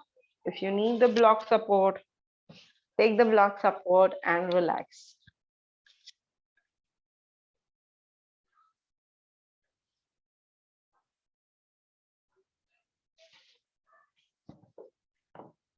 Yes, Krishna Priya? Ma'am, when you say avoid overstretching, will the pregnant mother feel pain when she does that? Then it means she's overstretching, right? Otherwise, it's No, see, when sometimes they are feeling open, because as I said, relaxing will relax the muscles of your abdomen and the uterus because they are stretching. Okay, and it will also relax the pelvic muscles and the joint. So they may not necessarily feel the pain, but if they tend to overstretch, it can lead to injury the next day or immediately. Okay, so they may experience a pain later and not maybe immediately. So as I said, monkey see, monkey do. You want them to stretch with the highest level of the block, you go with that level because you would know what is their capacity of stretching. Okay, so and ask them to listen to their own body. If they feel they're feeling stressed, you see they're struggling to breathe in the pose, that means clearly they're overstretching. If when they are stretching, they are breathing very nice and easy, relaxed, that means they're comfortable in the pose. Okay. So these are few variations of the Parigasana. Now we will do the variation with the chair. This is only for the practitioners who have been practicing for some time, whether they're yoga teachers. And the basic Parigasana, this variation and this variation, you can do in the first trimester also. But the variation that we will do with the chair, we will do only in the second trimester. So you will do Parigasana and its variation that we did right now. You would do only in the first trimester if somebody is a practitioner who have been practicing and has good energy level. Otherwise, you can avoid them. This one only for the second and third trimester. So you're going to again bring this chair is not actually my hip level, it is little higher. It should, ideal support is at the hip level, not low, not too high. If that support is not there, you can also bring your foot onto the wall. But sometimes the wall is not a nice support. So you're going to raise your leg on the chair and come up. You can keep the block close to your knee, or you can also grab the chair, whatever you feel comfortable. Keep your foot flexed and toes pointed up. That is very important to prevent any kind of a knee injury when you are doing the hip opening. Those with a knee pain can keep the knee micro bend. Inhale, raise your left arm up. Exhale, bending to your right side. Open your chest and look to your side. You may hold the chair and stay here. Breathe. Stay there for 3, 2,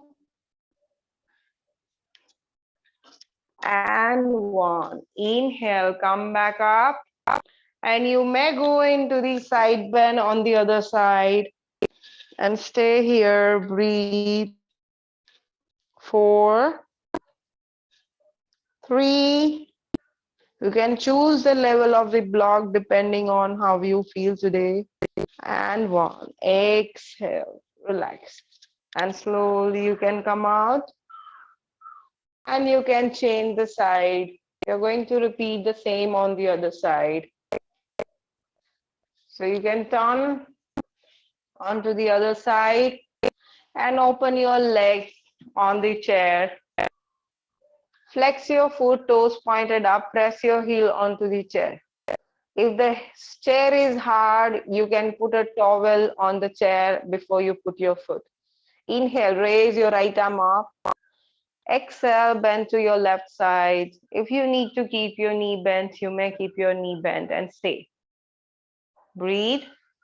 4, 3, 2, and 1. Exhale, relax, and you can bring the block onto the other side if you need, and extend your body. It is like a side plank. Easy side plank. 4, 3, 2, and 1. Exhale, slowly come back to the center and relax your leg.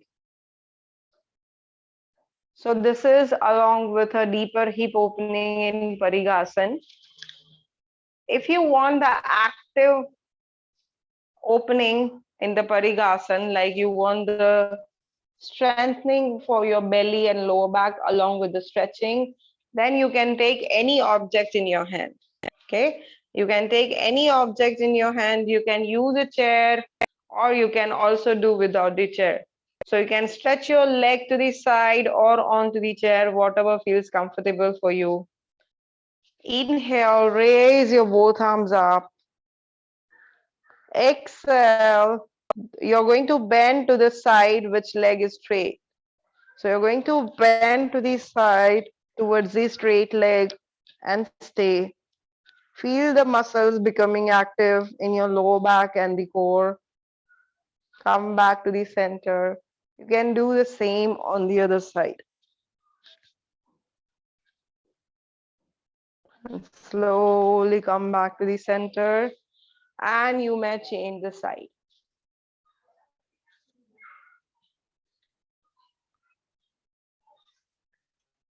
Inhale, raise your both arms up. Exhale, bending to the side. Then look to the side or straight. Inhale, come back. Exhale to the other side and observe your lower back and the core getting engaged. Inhale, come back to the center. Exhale, relax.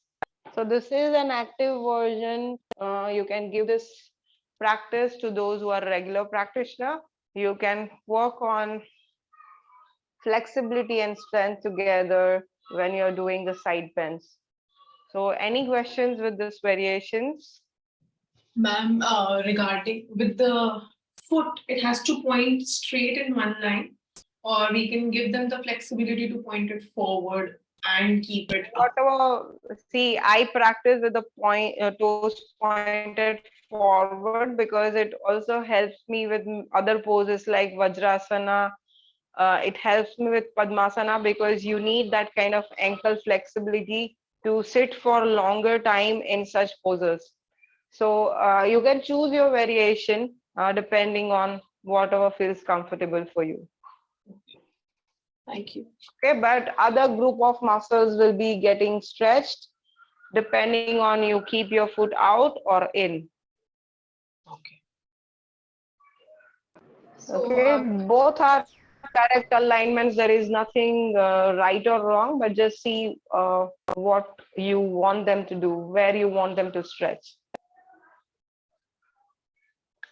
yeah, Nisha, according to the contraindications of overstretching of the belly, this asana doesn't come under that category, right? Here, like, yes, if you try to hold, like, because I used a block and showed you with the block, you're not going to overstretch. But then if I do not use a block and try to go, then there is a tendency to overstretch. But I'm not showing in a way that they follow me. I'm So, being in my stretches. so as you said, we have to show the milder version of this posture. The way Yes, you do the milder version, and if they're like super flexible, they will hold the shin bone themselves. Okay, so we are giving the support of the block so they do not put pressure on the knee while they're bending to the side. okay, thank you.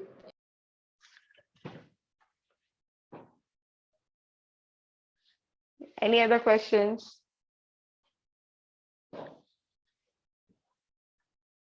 Okay, so moving on to the next asana.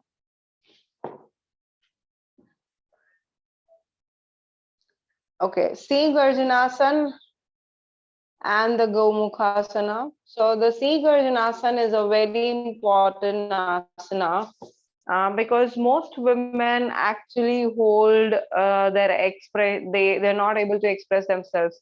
So most of the time they're holding their emotions inside, they're suppressing their emotions, and they all get stuck here in the throat chakra, and then you develop a condition called thyroid condition. So this is one of the very best practice. It is one of the very important practice and very beneficial practice for women in general. And it is very important to practice this also during pregnancy.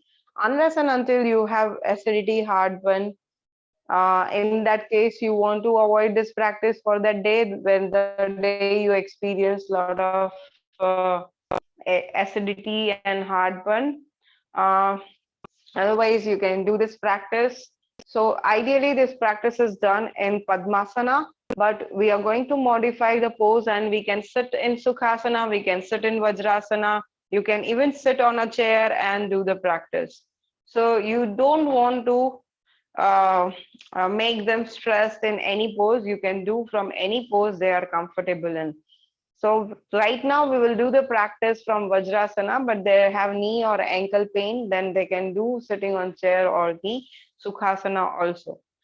So you're going to open your knees out. You're going to watch me first, and then I will give you. For this practice, everyone needs to unmute themselves. I want to hear everyone roar because this is a lion roaring pose and not the meowing pose. You're not going to do meow. You want to roar like a lion.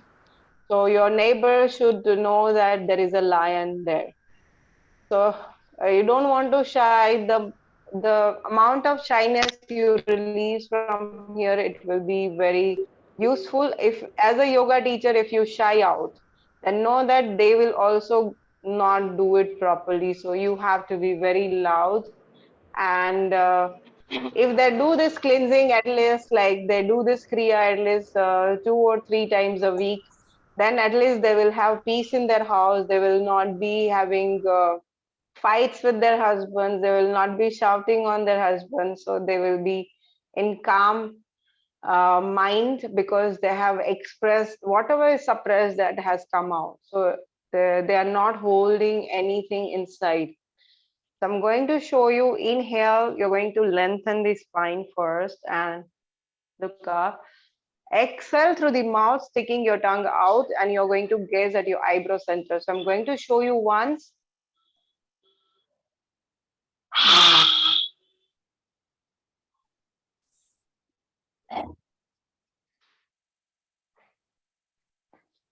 Once you feel stress in your eyes, gazing at your eyebrow center, you close your eyes and you can sit.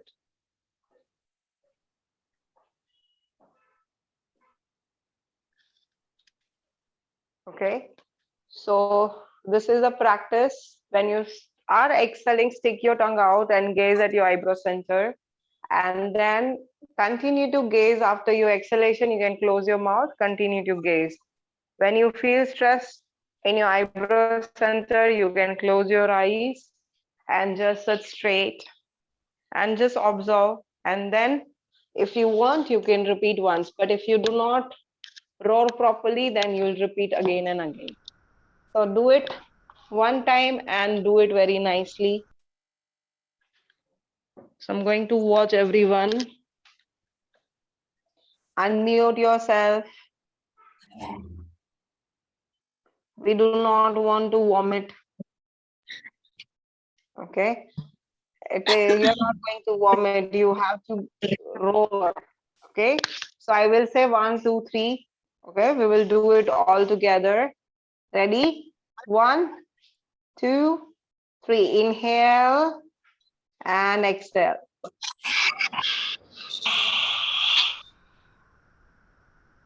I couldn't hear her. My alone voice was louder than all of you together. Okay. Do it one more time. Inhale and louder. Yes, better than the last time. We do one last time. Try to take out all your anger, like suppressed emotions that you could not express, anger, hatred, anything. Just take it out. Inhale.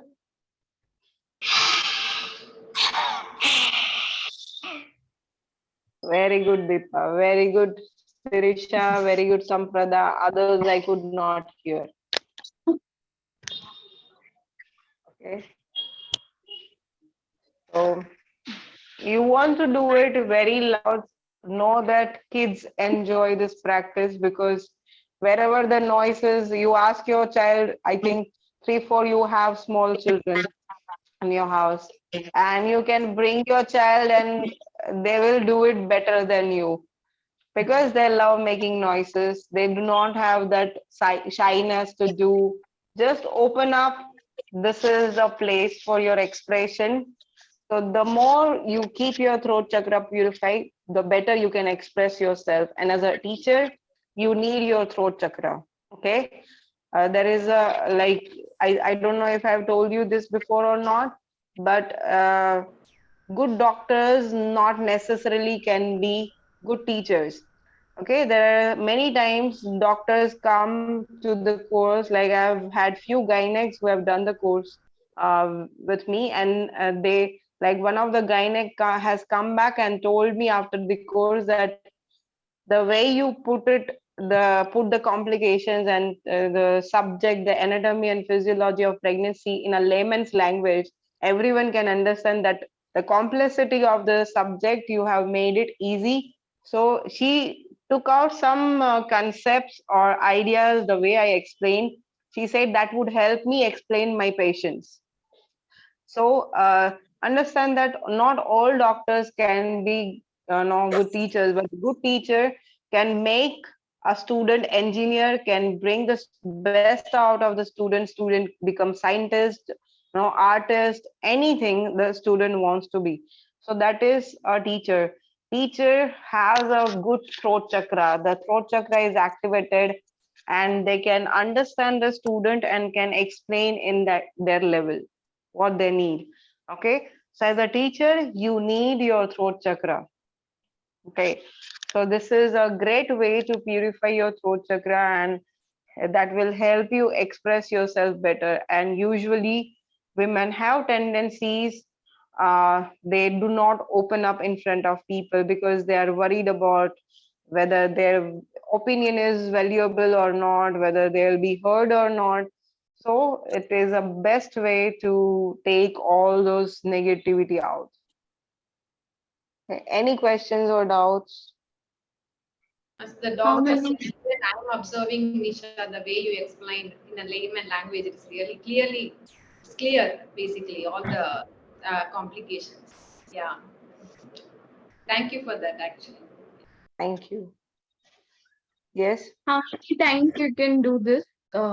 you can do 2 to 3 times. You can repeat it 2 to 3 times.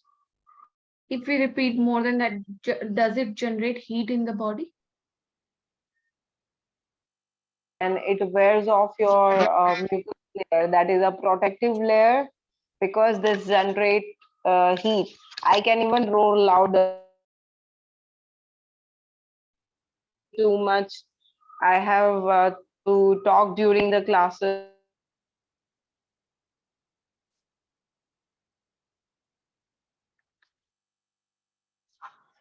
Like mucus congestion in your throat, this is also a good way to clear your congestion in the throat. So how many times we can make them to do this? The pregnant That's women. what I said, 2 to 3 times, not more, because it can create a lot of heat. So when I tried this Singhasana, I could feel that compression in the lower abdomen. Am I audible?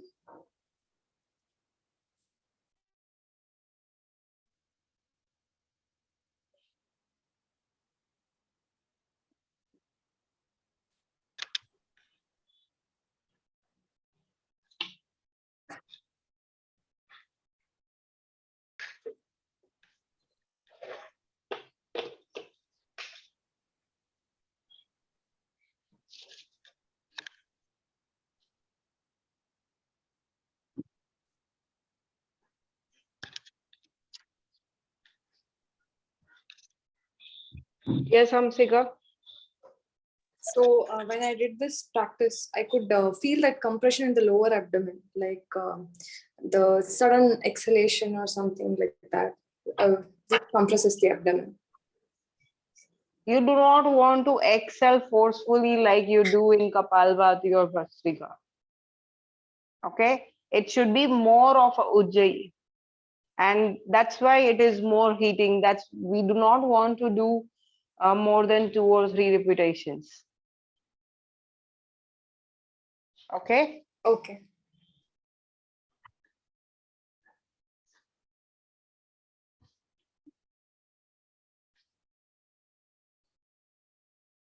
Yes, it can be done to relieve stress. So as you said during it creates a lot of heat. Can it be done during menstruation? See, like if you repeat it too many times, it will clear the heat, create the heat. But it is not like Kapalbhati Bhastrika. So you can do 1 or 2 times, there is no problem. Okay.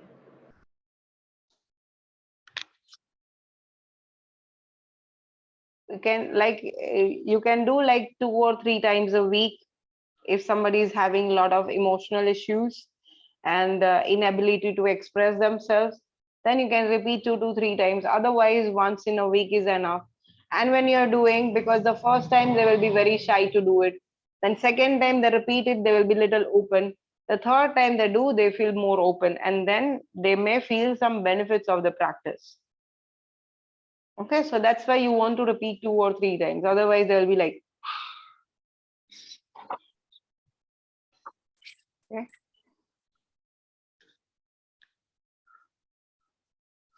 Okay. Moving to Gomukhasana. So, Gomukhasana legs, you can do Gomukhasana legs in the first trimester. There is no problem. But those with like people like me who have thick muscles, big thighs, they try to do even in the first trimester when the belly is not there. Even if without being pregnant, I feel some pressure on my belly when my thighs are over each other. So for some, it might be like Mehak is doing. For her, it's comfortable if she's going to do in the first trimester. There is a space between the belly and the thighs. For me, there is no space between the belly and the thighs. So I might not feel even comfortable in the first trimester. So it is very individual. You may do in the first trimester, you may avoid it in the first trimester. Okay. And with very lean muscle mass, they may be even able to do the Gomukhasana legs up to 4.5 months. But after that, your pelvis is opening, so it becomes uncomfortable to lock your feet like this. Okay, so you can adapt to the other leg variations, like you can go for Vajrasana, you can do it in Virasana, you can do it in Sukhasana. Like I said, you can adapt into this some standing asanas.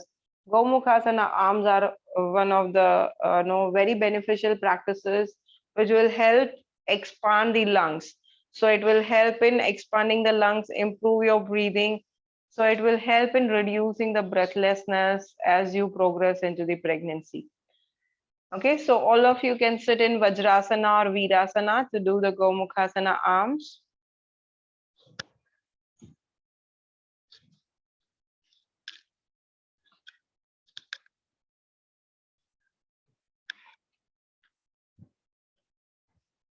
And you're going to extend your right arm to the side and roll your right arm. You're going to roll your right arm fully so that your palm is facing up. And bring that arm behind the back, not yet bending the elbow. First, try to bring your arm as close as possible and then bend your elbow. And when you bend your elbow, your hand will be reaching almost close to your neck. And then you can raise your arm up, let your elbow be bent and hold your fingers. Try to point your elbow up to the sky. This will help prevent any elbow or wrist injury when you're doing by rotating the shoulder. Most of the time, people complain about the elbow or the wrist injury because they are going like this and they're twisting their elbow, they're twisting their wrist and they're trying to hold. So that will create a pain. So you want to rotate your shoulder fully and then bring it back, bend your elbow, raise the other arm up, elbow bent and stay here. Okay, keep your head straight, awareness at the heart chakra. If you cannot hold your fingers, you can hold the t-shirt or the belt between your arms. Breathe.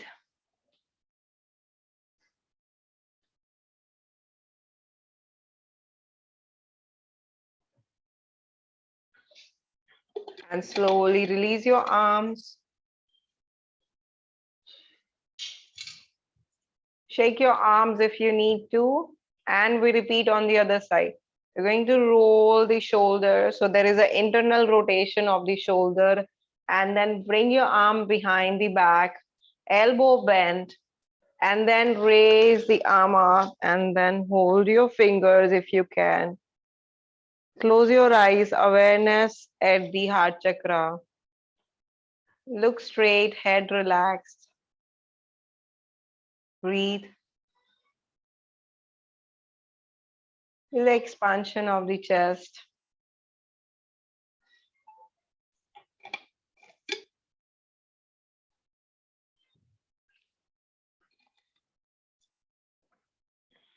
Exhale, release your arms. Shake your arms if you need to. So any questions with the Gomukhasana?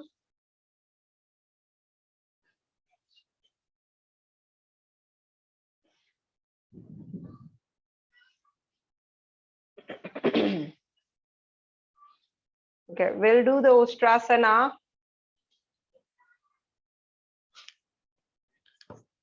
So we will be doing different variations of the Ustrasana. To do the Ustrasana, you'll be sitting in Vajrasana. The first beginner's level of Ustrasana we will be doing, that is from Vajrasana only.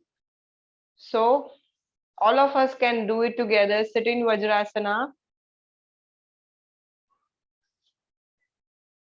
Bring your hands behind the hips, fingers pointing towards your shoulders. And bring your shoulder blades together and lift your chest up. Inhale, push your chest higher and look up. If you feel dizzy, look towards your chest or bring your chin towards your chest. We are keeping the hips over the heels and only focusing on the chest opening here. This is also okay for those who may have acidity and heartburn. In this variation, they may not experience or they may experience depending on the how much acidity or heartburn they are experiencing. The second level, from here, you can raise your hips up. You can stay in the same pose and raise your hips up, push your hips up and stay. 4, 3, 2, and 1. Exhale, relax. So this is a second variation. So you can choose between first.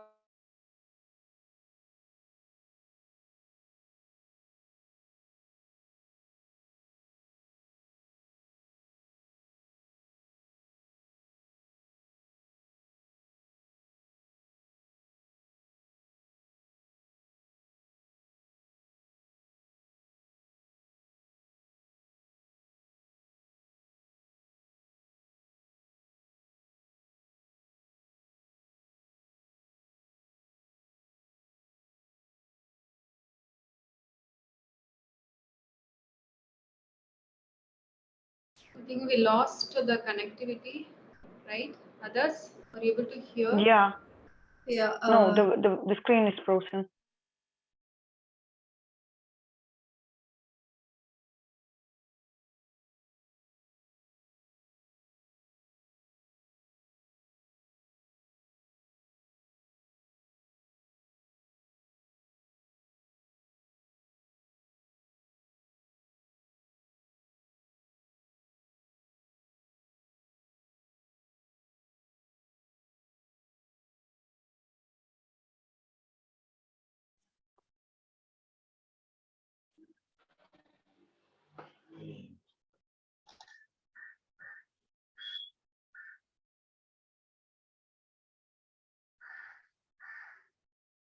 Okay, so we will be doing the other variation of Ustrasana.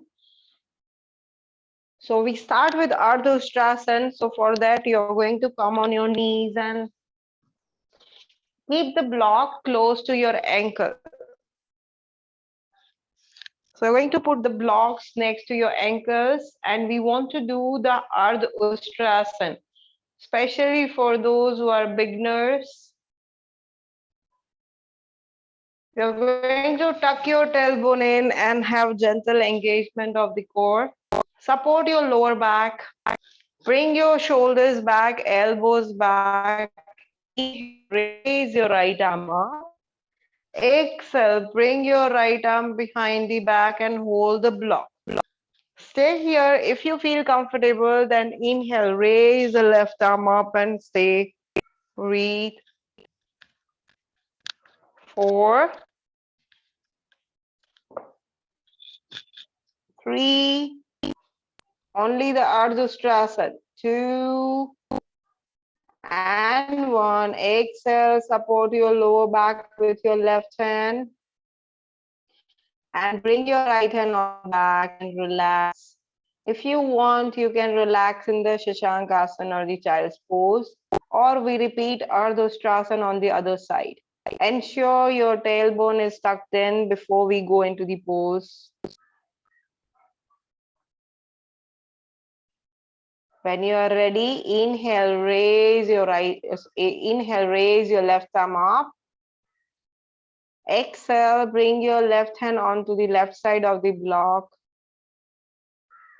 And stay here, feel how you feeling in your back. If you are comfortable, you can raise your right arm up to the sky and stay here. So Kanya, we are not holding the block, we are just doing the half. Just keep your arm up and stay. And exhale, support your lower back with your right hand. And then support your lower back with your left hand and come to the Shashankasana, child's pose. Do the counter pose.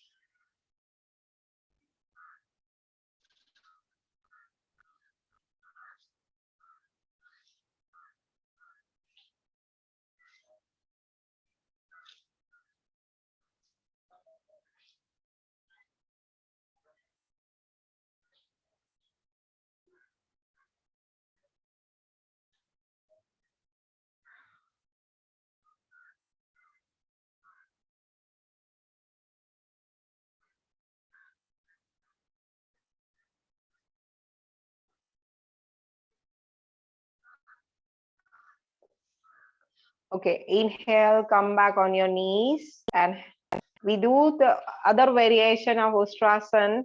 Those who have back pain may want to avoid now the variations that we are doing. You can keep the blocks close to your ankles, and we will be doing Ustrasana. Tuck your tailbone in, and you can relax your hands on your lower back, not in order not to overstretch your lower back. Inhale, lift your chest up. Exhale, you can extend your right arm behind the back and hold the right side of the block. Inhale, exhale, extend the left hand behind the back and hold the left side of the block, and gently push your hips forward if you can. You can look up, do not hyperextend your neck, or look straight and stay, breathe.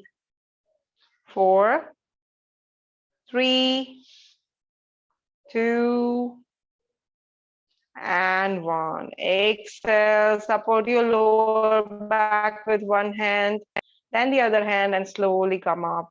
Exhale, relax. Now you can do the variation with the toes tucked in. Toes tucked in, your heels are higher, so it is less stressful on the back. Toes out with is going to be a deeper stretch. So depending on whether you're a practitioner or not, you can choose the variation.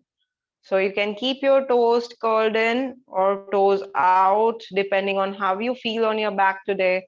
But ensure your tailbone is tucked in and support your lower back. You can go raising your arm up and hold your heel, or you can just extend your arm back and hold your heel.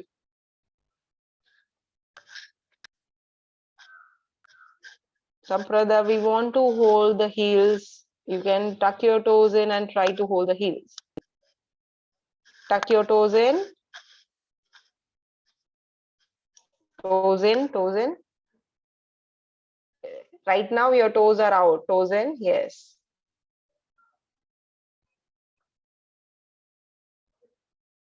You can do the toes in and then you can do the toes out and see the difference on your back.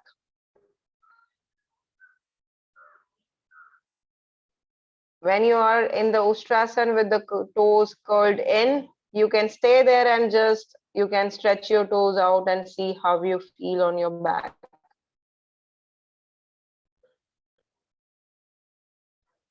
After doing the pose,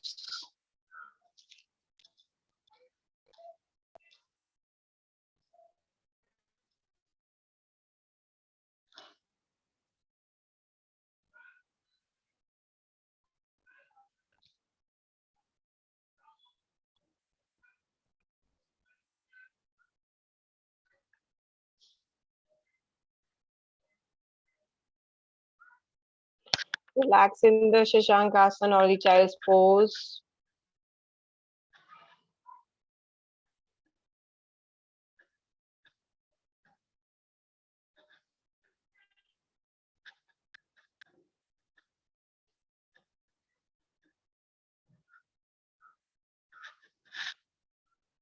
If you have any questions, you can ask me.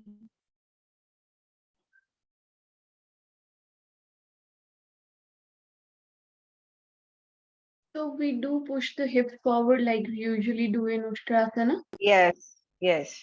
but it will pressurize the belly, right?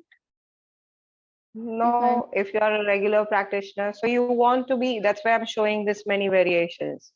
So whatever you feel comfortable, you stick to that variation. Depending on the practice, you want to give the variation.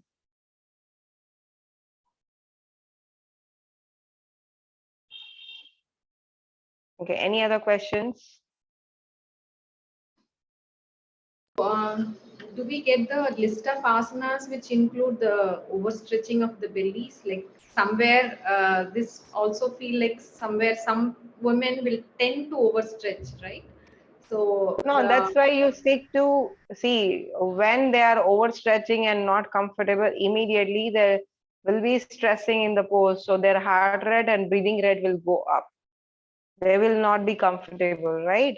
So this is not overstretching of the belly. We are not doing will pose. This is even 1/3 of the will pose stretch. Okay. And many pregnant women are even not feeling overstretched in the will pose. Okay. So overstretching definition can vary from person to person. So that's why we start from Vajrasana, only the chest opening. Then you lift your hips up, and then you are further stretching your belly, but still it is not on the back. But when you come into Ardhustrasana, it is, you have to focus on chest opening and not focusing on the lower back. That's why we are tucking the tailbone in. The moment you tuck your tailbone in, you will prevent the extension from your lower back. Okay. thank you. Okay, tomorrow we'll be completing all the kneeling asanas, and we will also do the sitting asanas.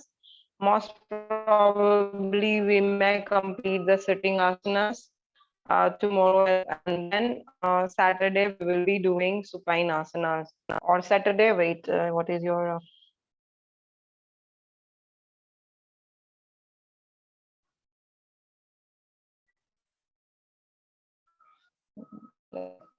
schedule?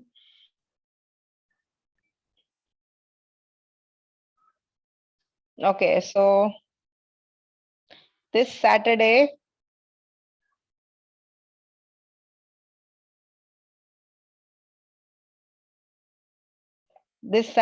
we will do the Surya Namaskar practicum. Okay, so this practicum is, you just have to demonstrate one Surya Namaskar round. Nobody will be teaching anyone. You just have to come, demonstrate, and instruct yourself. Okay, so you can choose any variation, either the Marjari Asana variation or the upward and downward facing dog variation. So you can choose whether with the forward bend or with the squat. So you do one round of Surya Namaskar that you will be performing as well as instructing. Okay. Any doubts or question? So we will not do the supine series on Saturday. We will start the supine series on from Monday, and probably Monday, Tuesday. And if we could not finish the Surya Namaskar practicum for everyone tomorrow, then in that case, and we will be having another session where you can do the Surya Namaskar practicum. Okay. Surya Namaskar practicum tomorrow or Saturday? Saturday. Tomorrow we will be completing the remaining kneeling asanas, and we will try to complete the sitting. And if we do not complete the sitting asanas tomorrow, then Saturday we will continue the sitting asanas. Then in that case, your Surya Namaskar practicum will be on Wednesday. Okay. So all of you can sit in any comfortable posture, relax your shoulders, bring your hands in Namaste. We chant one Om, three Shanti together. Take a deep inhale.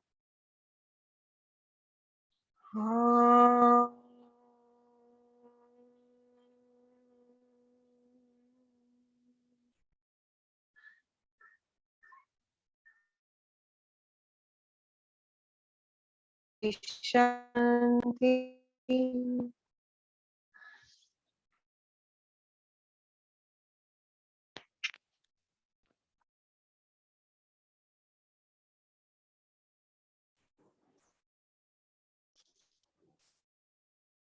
Thank you. I'll see you all tomorrow. Thank you. Have a good evening. Bye bye. Thank you, ma'am. Bye.